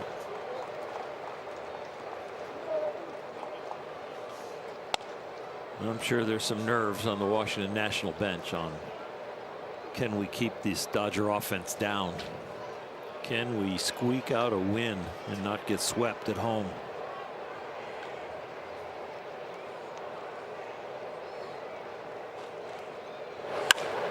Espinal drives this ball to right center field. Weimer into the gap, under it, 2 out. Called advances to third.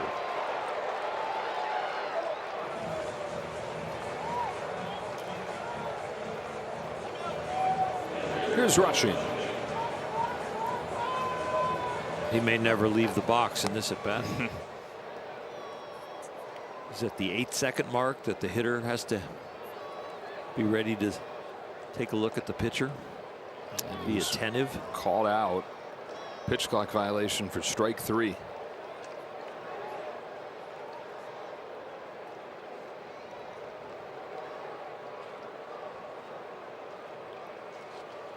The lefty pulling throws at the knees for a strike on Rushing.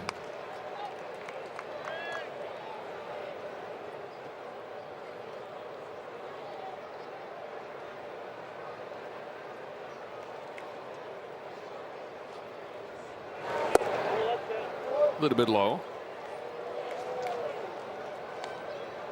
Willie Traynor, home plate umpire today, has done a nice job. Really has.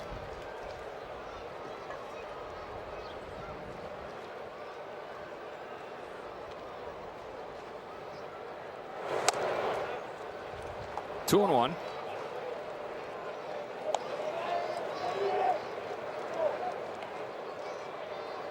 Traynor not too long ago was a player himself. UC Santa Barbara as a pitcher.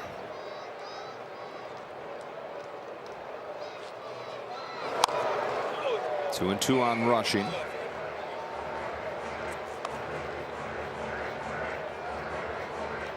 You mentioned that maybe it would be good to have the umpires know what pitch is coming. I bet you some umpires would probably say, we just like to have a choice.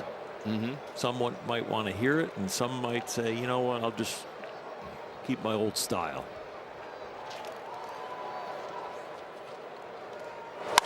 Rushing lifts a fly ball to deep right field. Wood running back onto the track at the wall. There it goes. Rushing's first home run of the season has the Dodgers back in this game.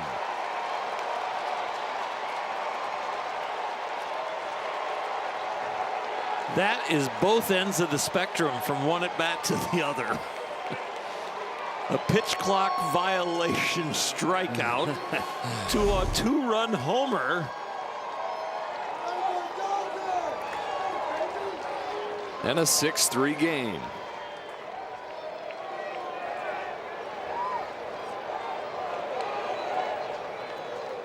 Both teams with 2 home runs. The Dodgers are 5-0 when they out-homer their opponent. I guess they're looking for one more long ball. Strike on Freeland. 5th home run of Rushing's career, his first against a left-handed pitcher.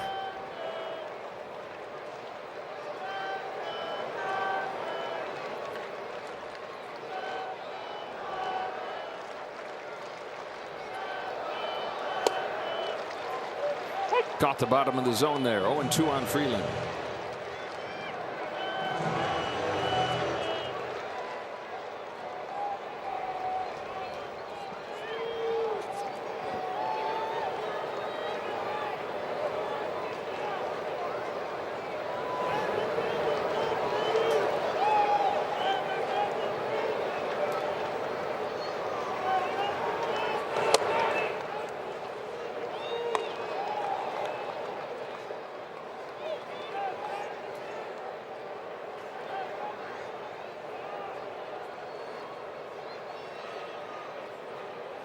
1 ball, 2 strikes.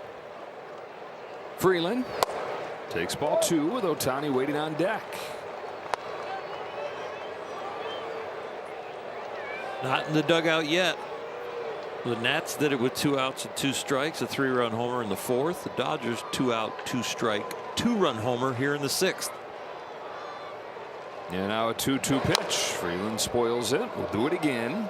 There's a right-hander warming down in that Nationals bullpen. That'd be for a couple of hitters from now. Andre Granillo. Poulin's hoping that he can take care of Freeland here, not have to deal with Ohtani. 6-3 game, top of the 6th. 2-2 pitch. Backdoor, strike 3. Dodgers, though, cut into the deficit. Dalton Rushing launches his first homer of the year. Middle 6, 6-3.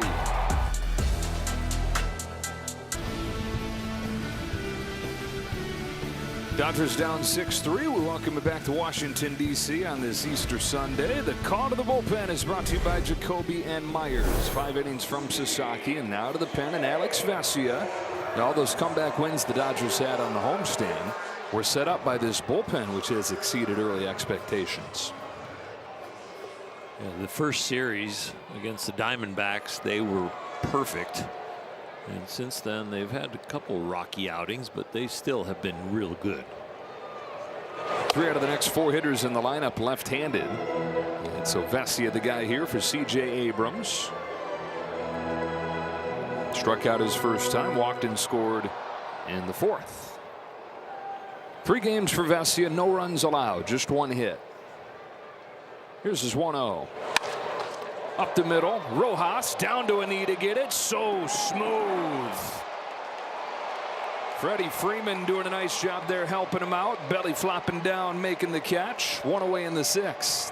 1 from his knees yesterday, 1 from the seat of his pants.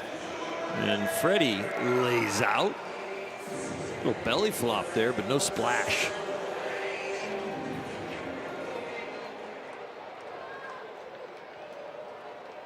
That's good. No, no pain, no rash on your chest from jumping in. Exactly. Oh, it stings so bad. Bebas. Be really hard to do a cannonball and be a baseball player on this field.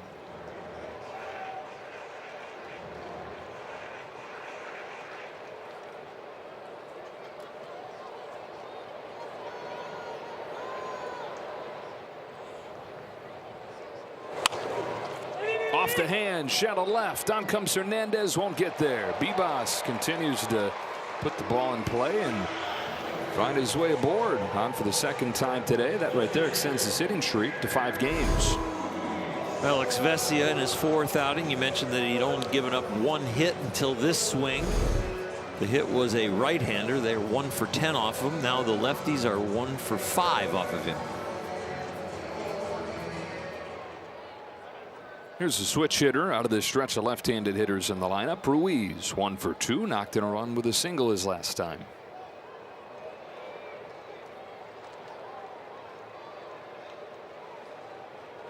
Top of the order is due up for the Dodgers in the top of the 7th. Vesia looking for a shutdown inning here. That is Curtis Mead instead of Jose Tena in the 9 spot.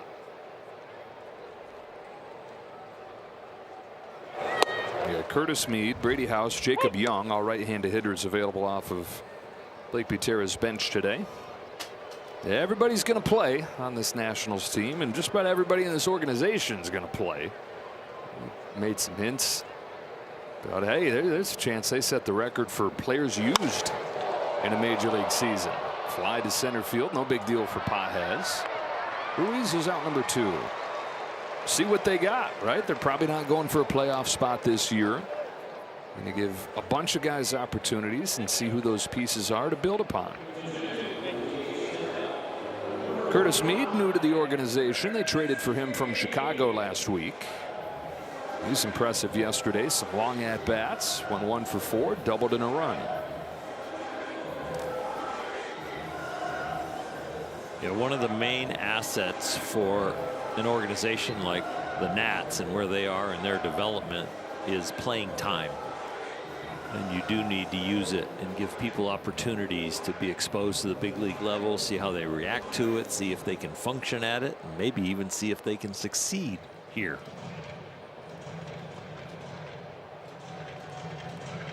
Mead, the rare major leaguer from Australia.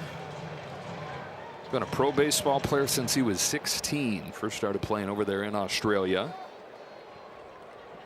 And then teams in the States recognize his talent. He was the best guy over there even as a young player. Took a change low. 1 ball, no strikes. Australia's made some noise in recent World Baseball Classics. We're talking about Travis Bazzana, top prospect in the Cleveland organization. He's from Australia.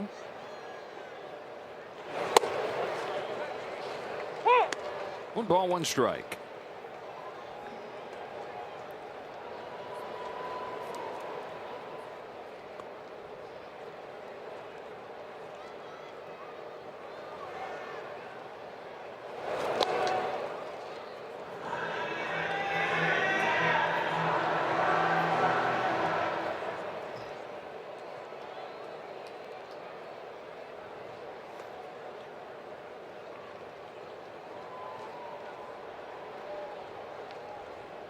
Bessie to Mead. Ball 2. James Wood waits on deck. He's got the biggest swing of this game. 3-run home run against Roki Sasaki in the 4th.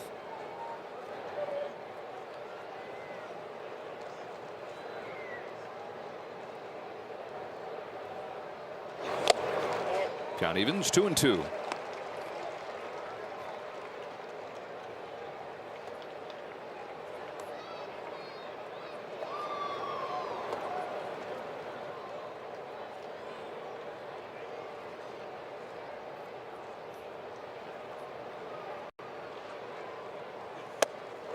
Full count. Head start coming for Bebas. No doubles right here. The pitch you want to throw, get it to hit the middle of the field.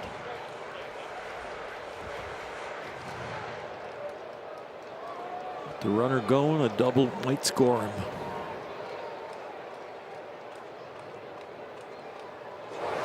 Fouled off. We'll do it again.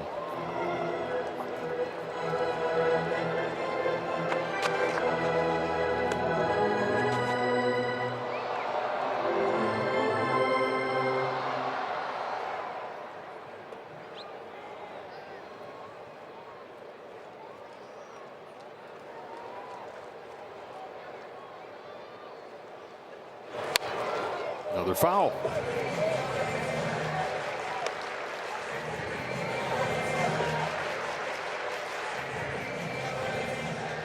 If he goes breaking ball down and in for some reason, I want my third baseman a little closer to the line.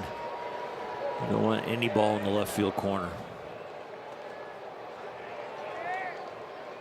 8th pitch from Alex Vesia. There goes Bebas again. Mead laid off. Ball 4.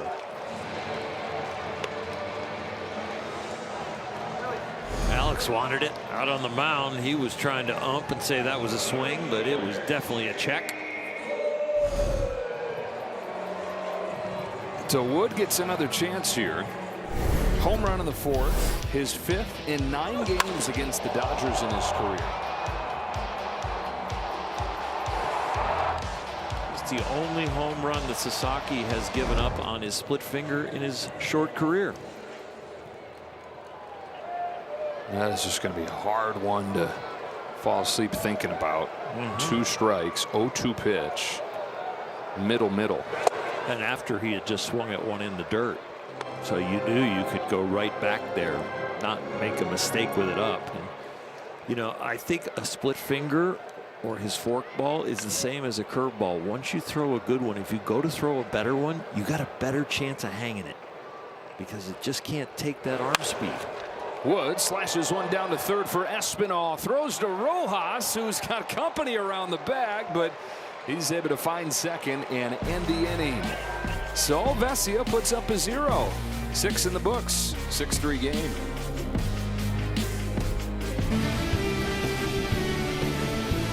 Back-to-back world champion Dodger baseball on Sportsnet LA is brought to you by Morongo Casino Resort and Spa. Less than 90 minutes from wherever you are. Good times. Dodgers within 3 and a home run from Dalton rushing, and they've got the top of the order coming up here. Ohtani has homered and doubled today. P.J. Poulin stays on. His first pitch moves a bunch. And threw that inside corner for a strike. Well, the righty that they had warming up has taken a seat. There's another left-hander warming in the Washington pen.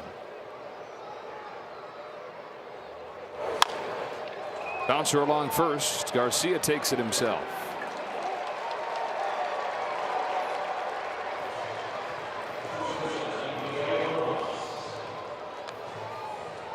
Here's Rojas.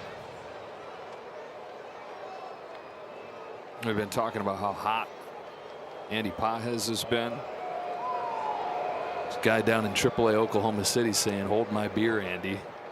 James Tibbs hit 3 home runs for the Oklahoma City Dodgers yesterday.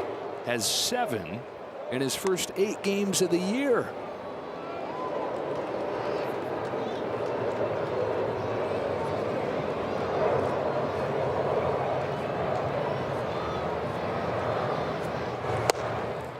On Rojas. Tibbs was a first-round pick less than a year ago. He's already with his 3rd different organization. He got drafted by the Red Sox, or by the Giants, traded to the Red Sox in the Devers deal last June, and then a few weeks after that traded to the Dodgers for Dustin May.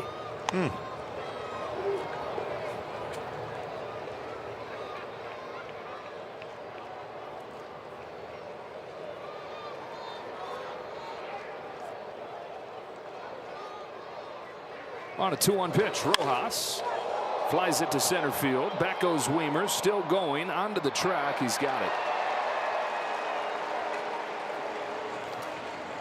There's a little breeze there in center field at the end of that. That ball came straight down like it got hit by some wind.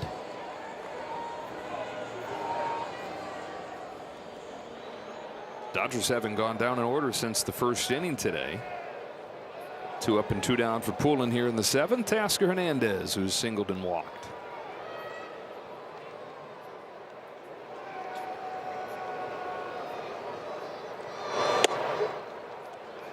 Strike 1.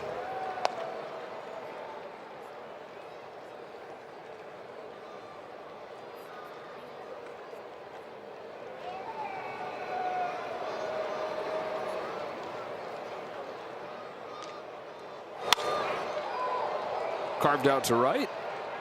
And there's James Wood. So quiet top of the 7th. 6-3 game, stand and stretch. Time for the 7th inning stretch, brought to you by Sit and Sleep.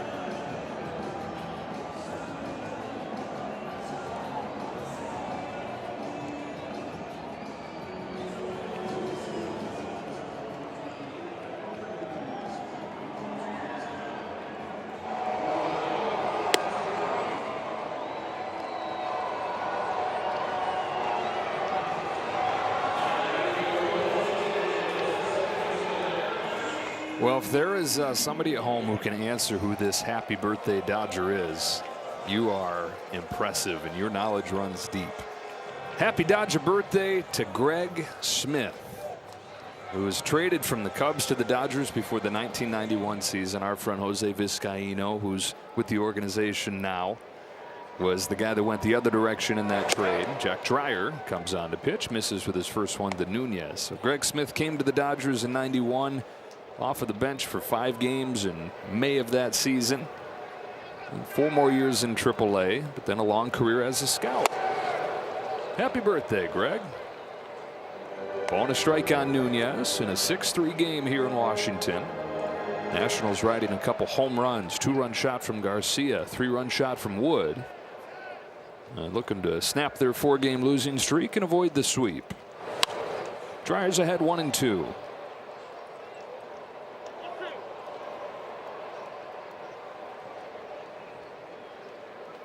Jack, another guy in the bullpen with a 0 ERA. This is his 4th appearance.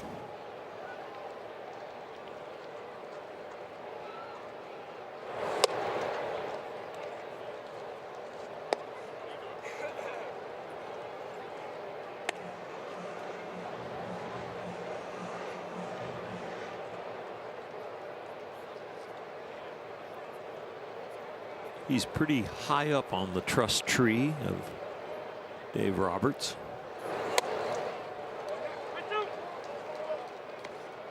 We're in his 2nd season. Led all rookies last year in appearances. He made 67 of them. Another 4 in the postseason. Didn't give up a run in October. Walks the leadoff man here in the 7th. That is something against the grain for him. He usually has immaculate command. 5 walks issued by Dodger pitching today. 3 from Sasaki. Vesia had 1, and now Dreyer. Nunez on. Garcia coming up.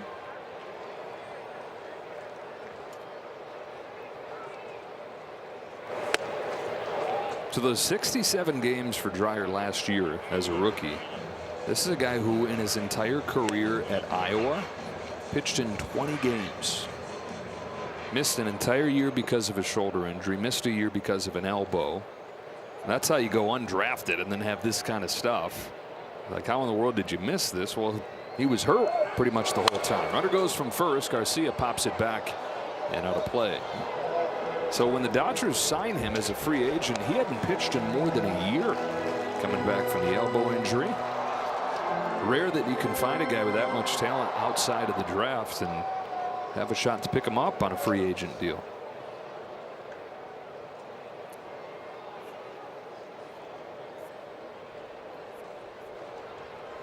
Dreyer to Garcia with the 1-1 pitch. He's ahead 1-2. Dodgers have been very good at picking up guys of what could be considered the scrap heap. Max Muncy off the couch. Justin Turner just came to spring training invite. Different guys. Walker Buehler had just had the elbow surgery at Vanderbilt, and they said we'll take him even though he's hurt and been fixed.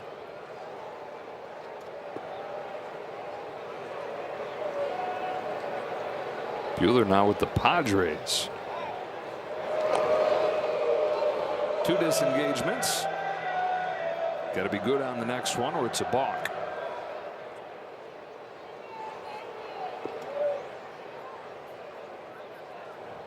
Nunez already 1 stolen base today, 21 out of 24 in his career. Look out. Good catch by Rushing. Jack has been arm side high this whole time he's been out there for those 10 pitches. His arm is pretty late compared to what his body's doing.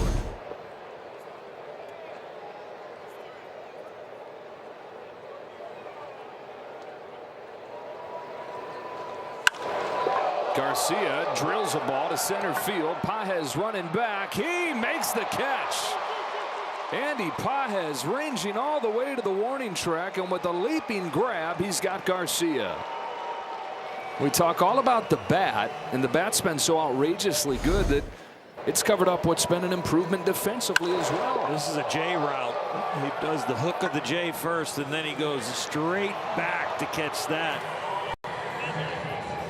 He knew it was going to be to his left, so he started to his left, and then he read it as it's going to be over my head, and he had the wheels to get there. That's the first out of the inning. Runner goes. Throw from Rushing has no chance. Second steal of the day for Nunez. No, Pages and Extra good shape coming in this year, extra trim, and he's added a little bit of speed as a result. His first step looks so good.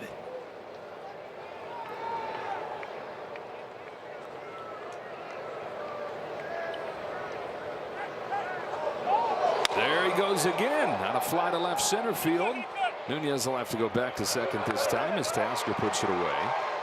Sorry, not paying a whole lot of attention to Nunez, who's running wild.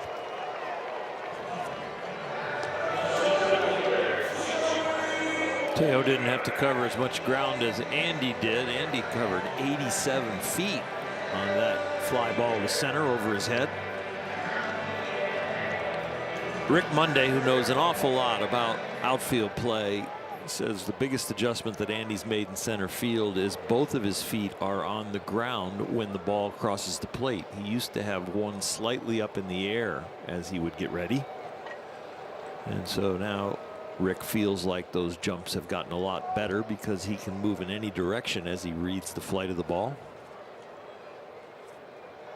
He had a little hop in his step past. Usually that's a good thing. A little hop in your step. Yeah. Not out there. And outfielders will take a slight pause after the crack of the bat to make sure they get a good read. But Andy is not only a good read, but it's quicker. 0-2 on Joey Wiemer.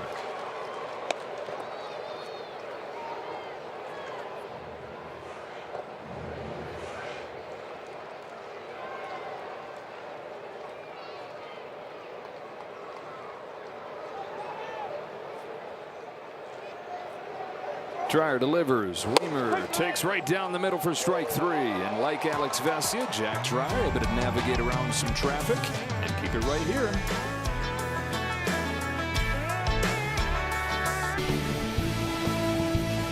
Dodgers down 6-3 to the 8th inning we go. Final game of this 3-game series in Washington, D.C. Dodgers head from the nation's capital to another nation up to Toronto tonight.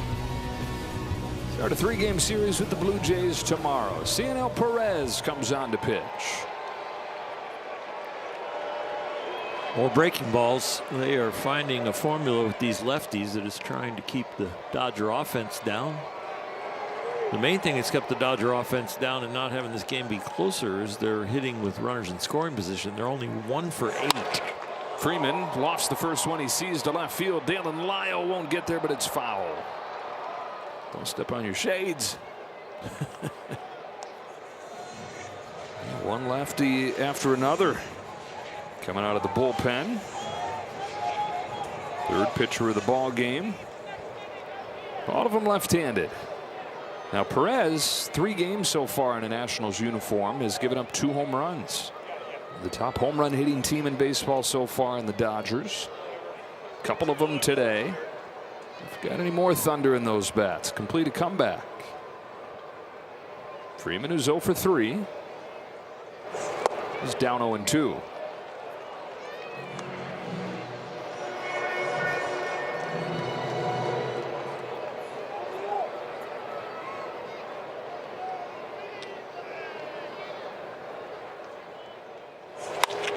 Line drive, base hit, right center. Leadoff hit, Freddie Freeman. Check swing before was awfully tight. I didn't think it was a swing, but he definitely swings on this one.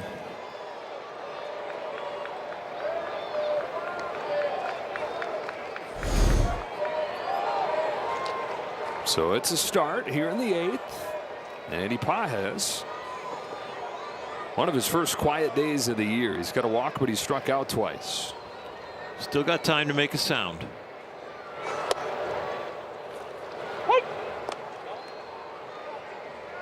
Aaron Bates is saying his favorite thing about Andy's day yesterday Previous was pitch was that called a strike. Los Angeles was challenging. he struck out in his first at bat, came back and still had the 3 hits and the home run. He's going to challenge right here. ABS powered by T-Mobile.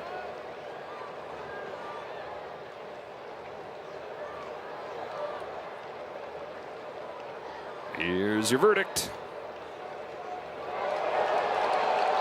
The call has confirmed the pitch is a strike. Los Angeles Comfortably has in 1 there. challenge remaining. Top of the 8th inning, still had both challenges. And he perhaps emotionally has for that one right there. Searching for that first hit of the day. And now takes low, and the count is 1-1. Pretty much the best hitter in the big leagues right now, but this has been his worst day as far as how he's looked in the batter's box and how he swung the bat. To third, and it's by Bebas into the left field corner. There's that sound that you said he still had time to make. Second and third, nobody out. He got a hanging breaking ball. He'd been chasing some ones away, chasing ones down in the dirt, but this one stays up and he is all over it.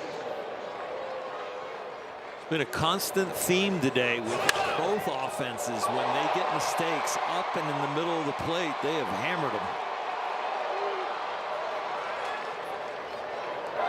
Dodgers hoping the game is just too long for this Nationals pitching staff. 27 outs is a lot when you combine this staff with this offense. Alex Call has a perfect day going.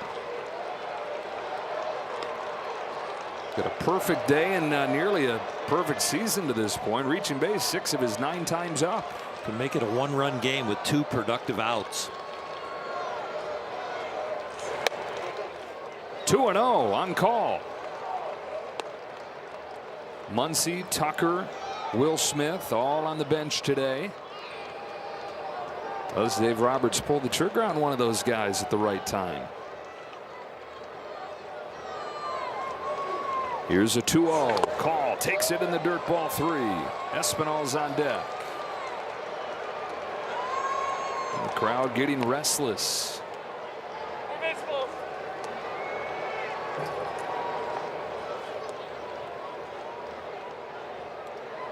And there is Will Smith. He's trying to dig into that gear bag. Get the elbow pad out. 4-pitch walk to load him up.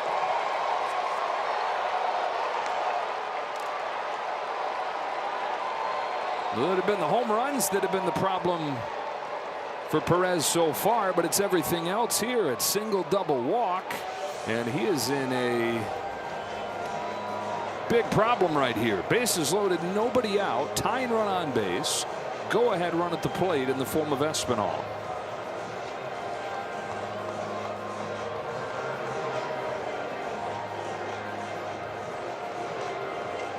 You still can get it done with 2 productive outs to make it a 1-run game, but now with bases loaded, no out, the Dodgers are probably getting a little bit greedy. So Espinal, just his second start as a Dodger, looking for his first big swing.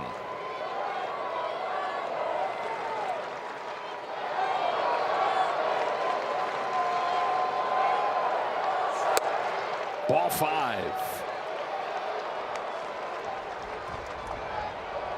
You got to look for something thigh high, middle half.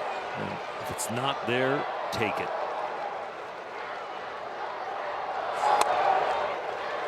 At the knees, 1-1. And he was taken all the way.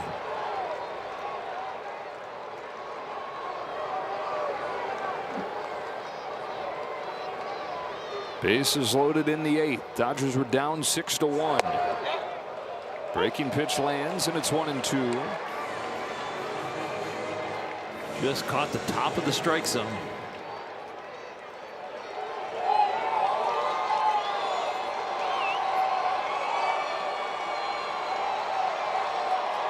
Here it comes. Espinal pulls it down the line. Foul.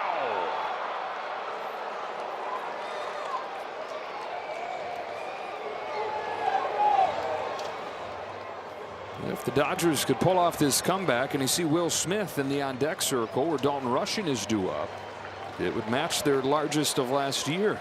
Got to go back to April 2nd against Atlanta last year to find a 5-run comeback. Another 1-2 pitch from Perez. Espinal taps it foul, stays alive.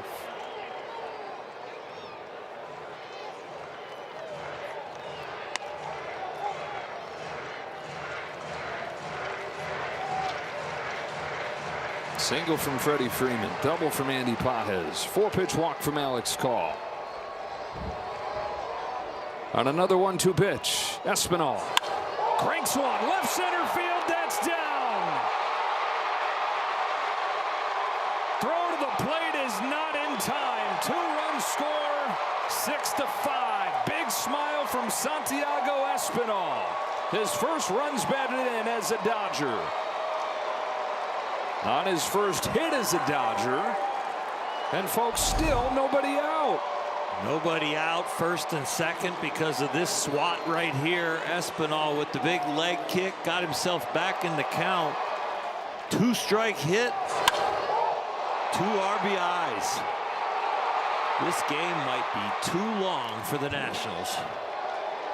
4 consecutive base runners to greet Perez. And now a pinch hitter instead of Dalton rushing. It's Will Smith.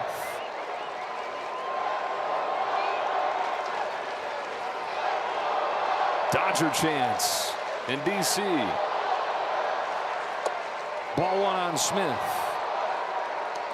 So rushing hits the home run that gets the Dodgers back into the game, but another lefty out there in Perez.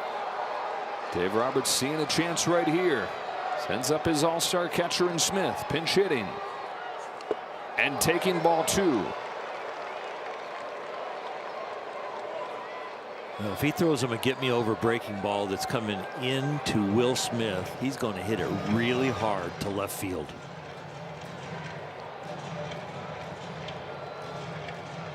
Will is definitely looking for something middle in. 4 unanswered for the Dodgers. 2 on, nobody out. 2-0 pitch. Ball 3. When he's missing, they're not chasing. When he's throwing strikes, they're pounding him. You notice right there, Will Smith did not look at Dino Ebel. He's on his own as far as the green light. Dave Roberts going for it. Tucker into the on-deck circle. 4-pitch walk to load him up.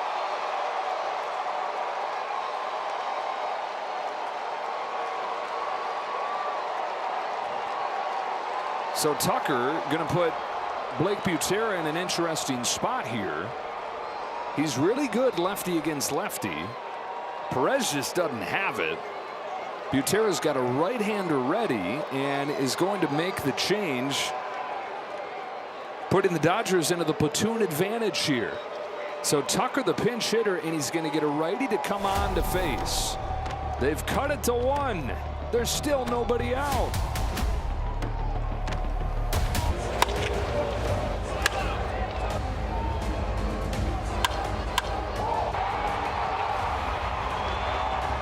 Dodgers refusing to just roll over here as they go for the sweep.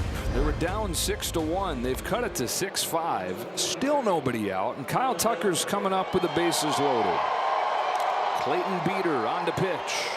So far this year, his out pitch is his slider. He throws it about a little over 60% of the time. This being his 4th game, it's a small sample size, but it's definitely a pattern. So 2 left-handers used out of the pen. Butera goes to the righty here for Tucker with Ohtani on deck. First pitch breaks inside. Nowhere to put Tucker, who's got 5 grand slams in his career. This has been a breakout weekend for Tucker. His first home run as a Dodger. Called at third, the tying run. Espinal at second, the go-ahead run. Tucker looks at ball 2.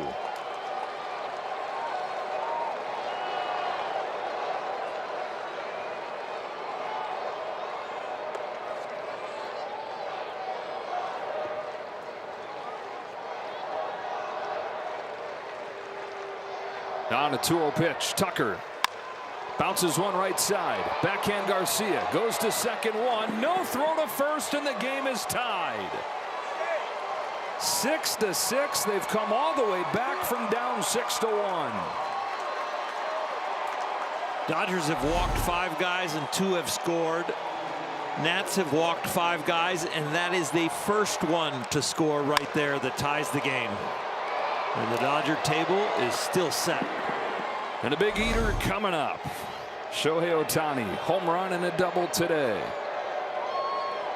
He too has caught fire here in D.C. this weekend. 3 straight 2-hit games after a quiet homestand. In the air to left center field. Weimer on at first. Now peels back with Lyle, who makes the catch, but it's plenty deep enough to bring home Espinal. The Dodgers have taken the lead.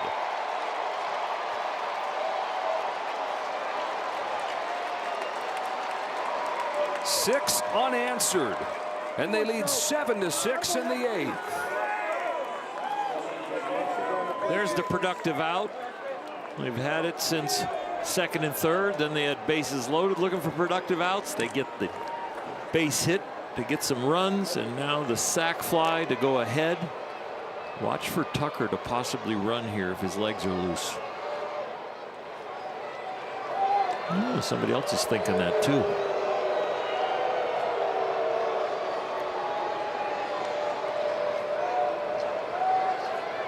Well, that go-ahead run right there, the 30th in the 3 games this weekend for the Dodgers. Shohei's second knocked in today. Rojas, who's 1 for 4. He's brought 8 men to the plate in this inning. And the Nationals live in the same nightmare. This bullpen giving it away. Finally got a good start. 5 innings, just 1 run from Foster Griffin. Penn took over, and immediately the Dodgers started to come back. Mentioned earlier, the last 4 games, the bullpen has an ERA close to 6, so they're continuing that trend here.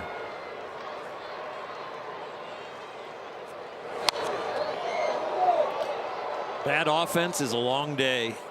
Bad pitching is a long year, and I think that's what the Nats are headed for. Another day where their offense has done plenty, right at their season average. Good for 3rd in the major leagues in runs scored.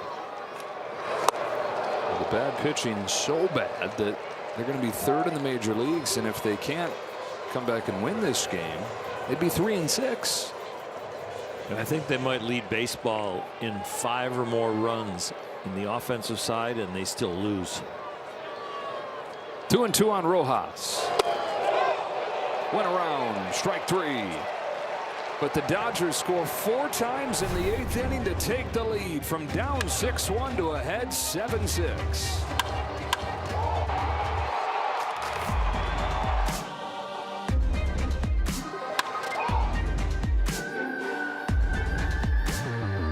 To stay tuned after the game. These guys have a lot to cover. This game is turned around. Access Sportsnet Dodgers presented by Mercury Insurance to wrap up the final game of this series. Tanner Scott is on, and he blows the first one by C.J. Abrams. 7-6, Dodgers in front. Ha-Seong Kim, who just got activated today, is into the game at second base, and Will Smith stays in and does the catching. So that's a 2-for-1 at second base. Tucker pinch hits for Freeland, and then immediately crossed off of the lineup sheet as Kim comes in for him.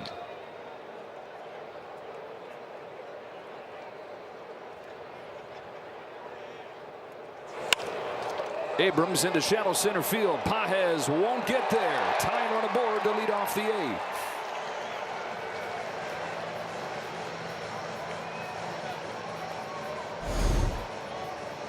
Little blooper, but it counts. Some speed on the bases now for the Nats also. They've stolen 3 bases today. Abrams has 1 of those. More than 100 of them over the last 3 seasons for CJ.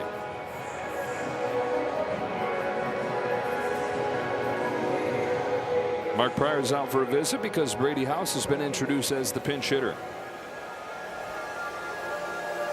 House, one of their young studs, just 22 years old, started the first 2 games of this series. Former first-round pick.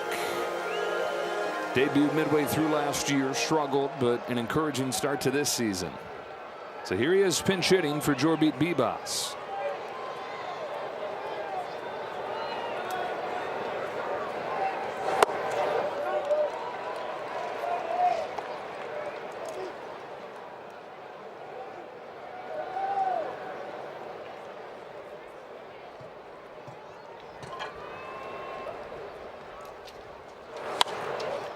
correct. Foul, 1-1.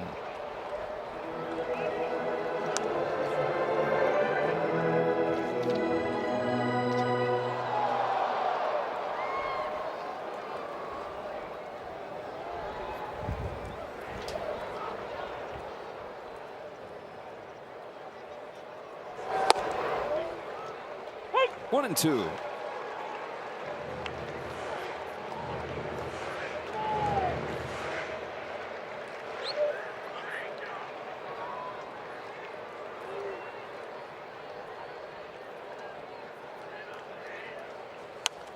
Fights it off, foul. These are the counts. This is the count that burned Scott last year. Got to find a way to put him away or get weak contact. Nothing in the middle of the plate.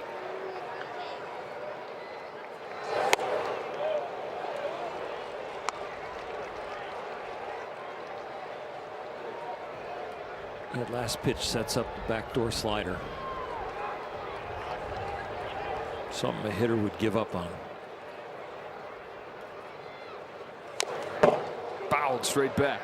Well executed, though.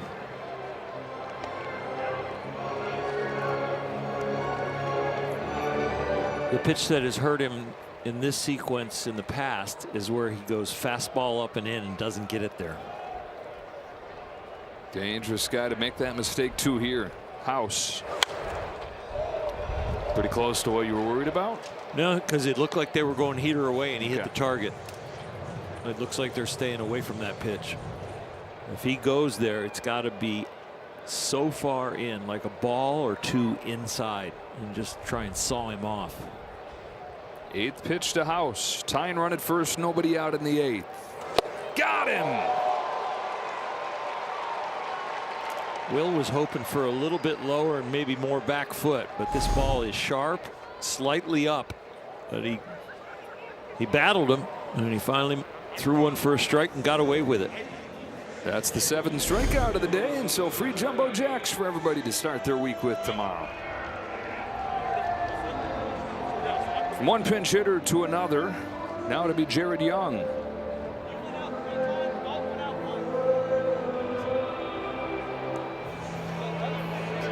The Young pinch hitting for Keibert Ruiz.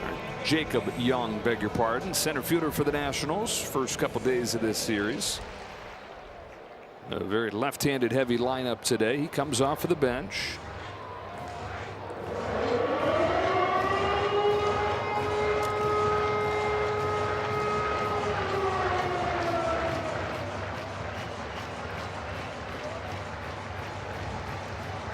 The wind has picked up.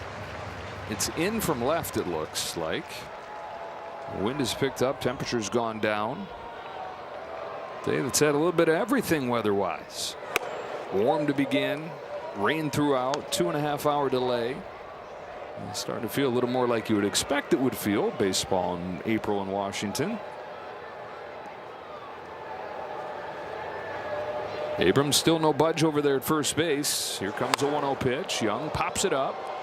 Foul ground at third. Espinal comes forward. The wind pushing it, and he's there. That was an adventure. That wind looked like it was going different directions depending on the height of the ball. But you got it right, Joe. There was definitely a shift in the wind. He took a peek like, man, oh man, how much room am I going to have here? Started back by the bag and wound up catching that thing closer to home.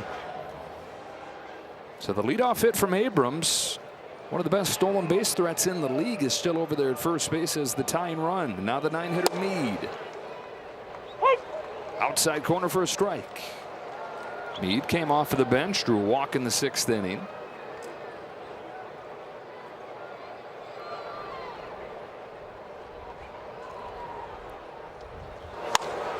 In the air to left field. Teoscar Hernandez with the win, ensuring that that's not too much of an adventure. Makes the catch onto the 9th.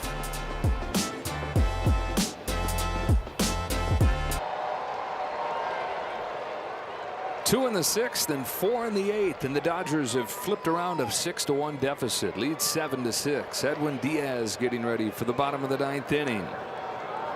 Nationals have the top of the order due up.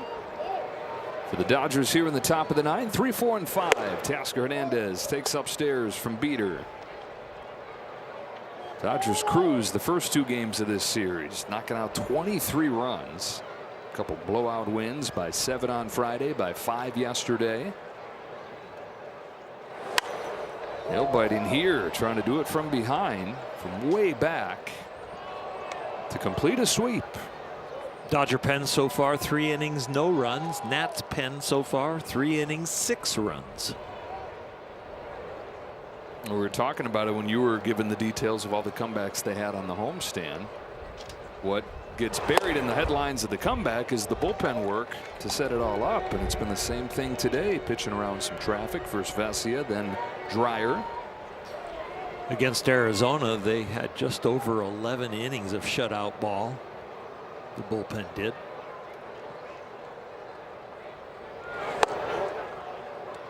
And that was a sweep.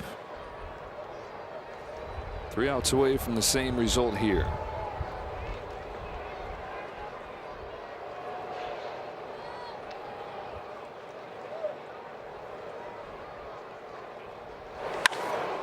Driven in the air to left center field. Does it have enough to get through the wind? It sure does. Teoscar Hernandez, big time strength right there, powering that ball through the wind for his first home run of the year.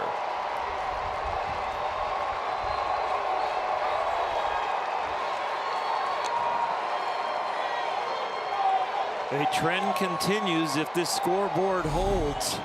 The Dodgers have now out-homered the Nats, and that would make them 6-0 when out-homering their opponent. Teoscar puts them up 3 home runs to 2.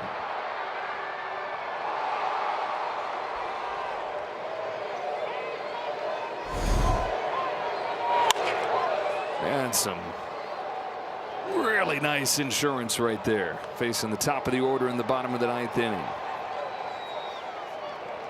That took some serious sock to get it out against that wind. To that part of the park.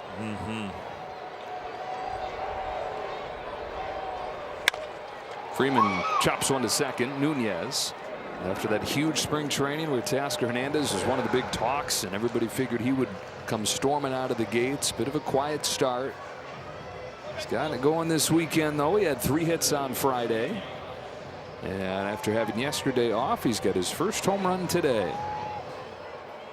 That was a 2-strike home run. Dodgers are hitting 300 with 2 strikes today, 6 for 20.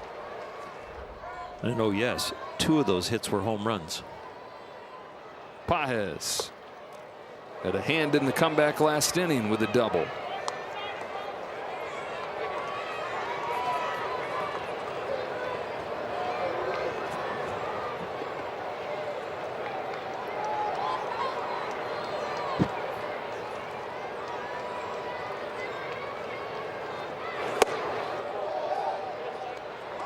That's a strike, 1-1.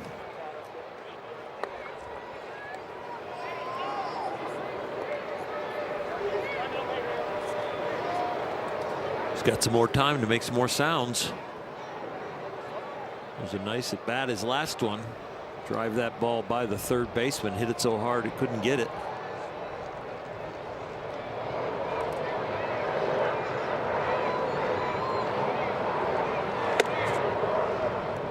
Lays off the high heat. He's ahead 2-1.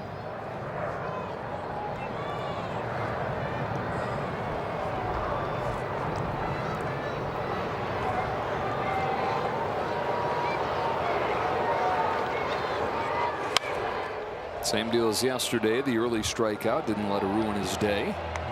He's followed that later in the game with a big hit or 2. Struck out very quickly in his first at bat yesterday, and then went on to get 3 hits, including a homer. On a 2-2 from Beater. Pages, look out, full count.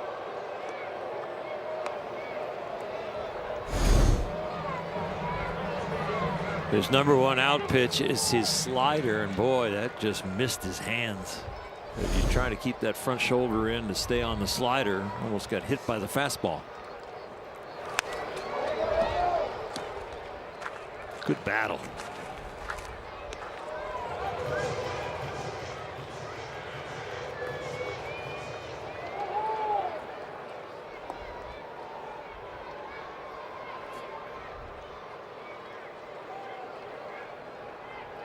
Another payoff. Paez somehow stays alive. That's your typical get off me ball. But yeah. look at him. He doesn't smile much on a baseball field, but he smiles after this one. I don't know how the bat's still in one piece.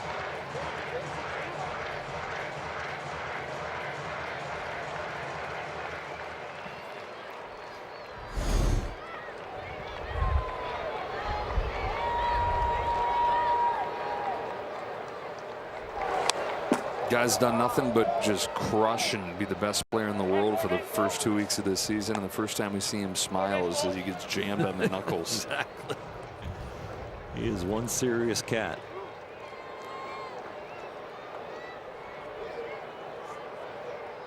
Waits on the 9th pitch. That takes it for strike 3.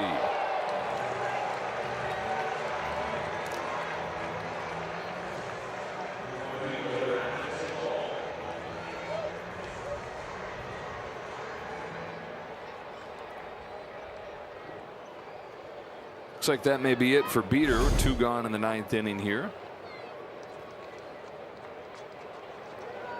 Wow, that was really close. So the Nationals making a change. Back in a moment.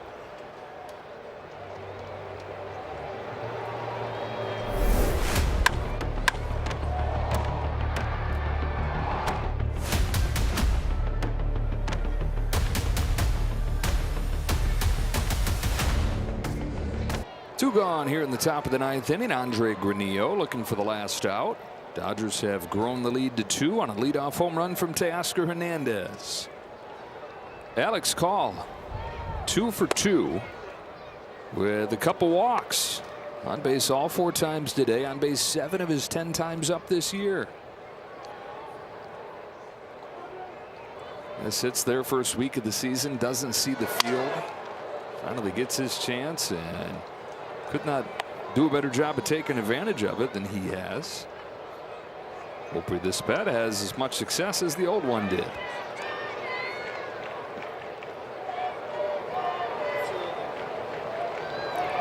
He really grinds out at bats, and all the body language in the batter's box just says baseball player.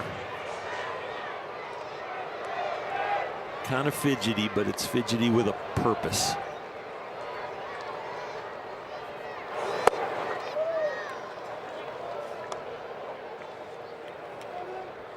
Invented the bat flip walk. Yeah, not too many guys take walks with as much swagger as Alex does.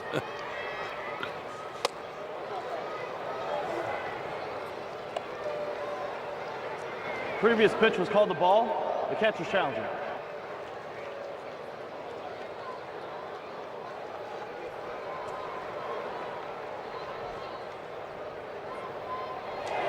Yeah, they were right. ABS powered by Ball's T-Mobile. overturned. Washington has 2 challenges remaining.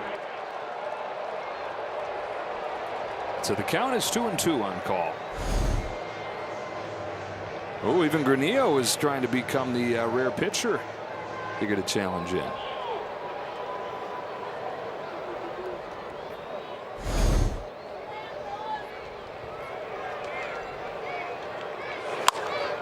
Call slaps it foul, stays alive.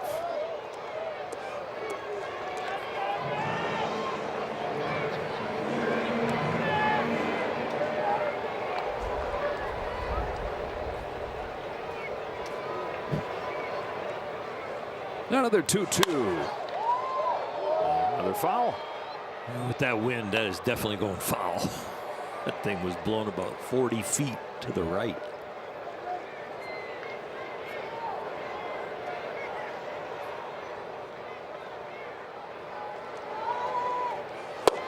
He's worked it full.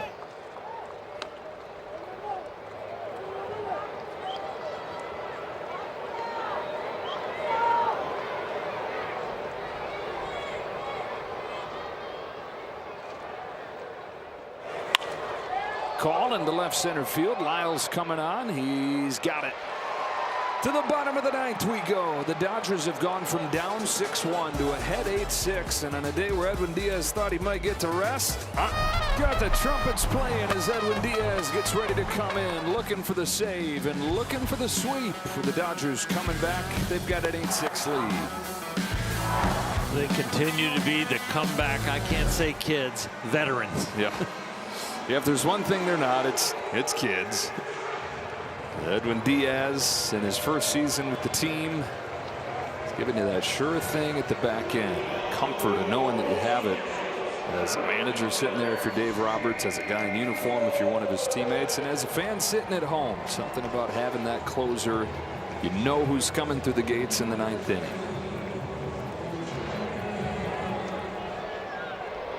Going to have to earn it. Top of the order for the Nats. Wood, Nunez, and Garcia. Strike one from Diaz.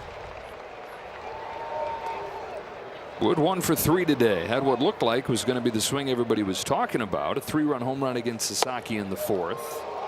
They have not scored since.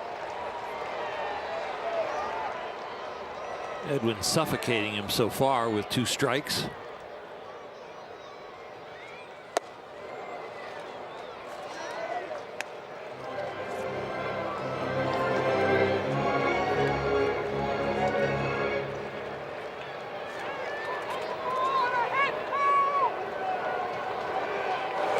Did he go? No swing. 2-2. This is the type of check swing that got called for a strike. The pitch before he took Sasaki's splitter deep.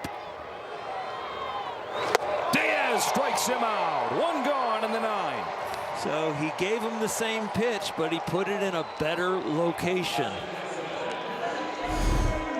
Something that Roki will have to learn after watching a guy swing at something low, go with something lower, and Edwin does that. So they get the leadoff man, the powerful Wood, to start this 9th inning. Now Nasim Nunez chops it foul.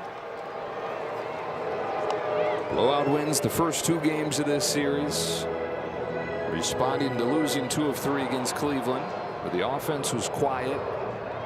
The offense with 31 runs in the 3 games here. Ground ball to first for Freddie Freeman. Routine play to Diaz. 2 up and 2 down in the 9th.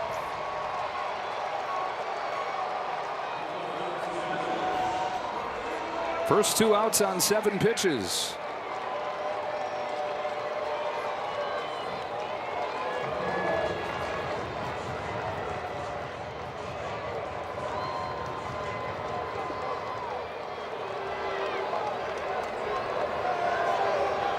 Up to Garcia.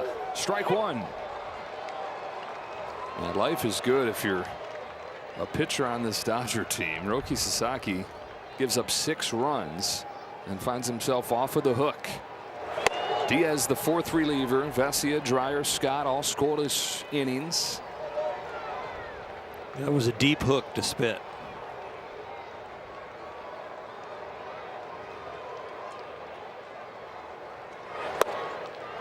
Ball 2 on Garcia.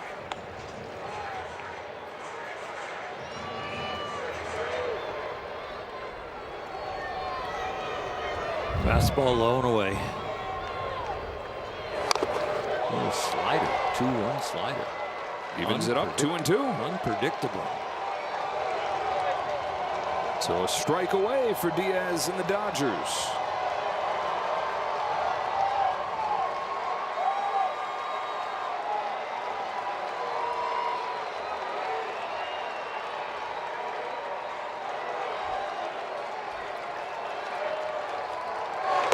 Full count.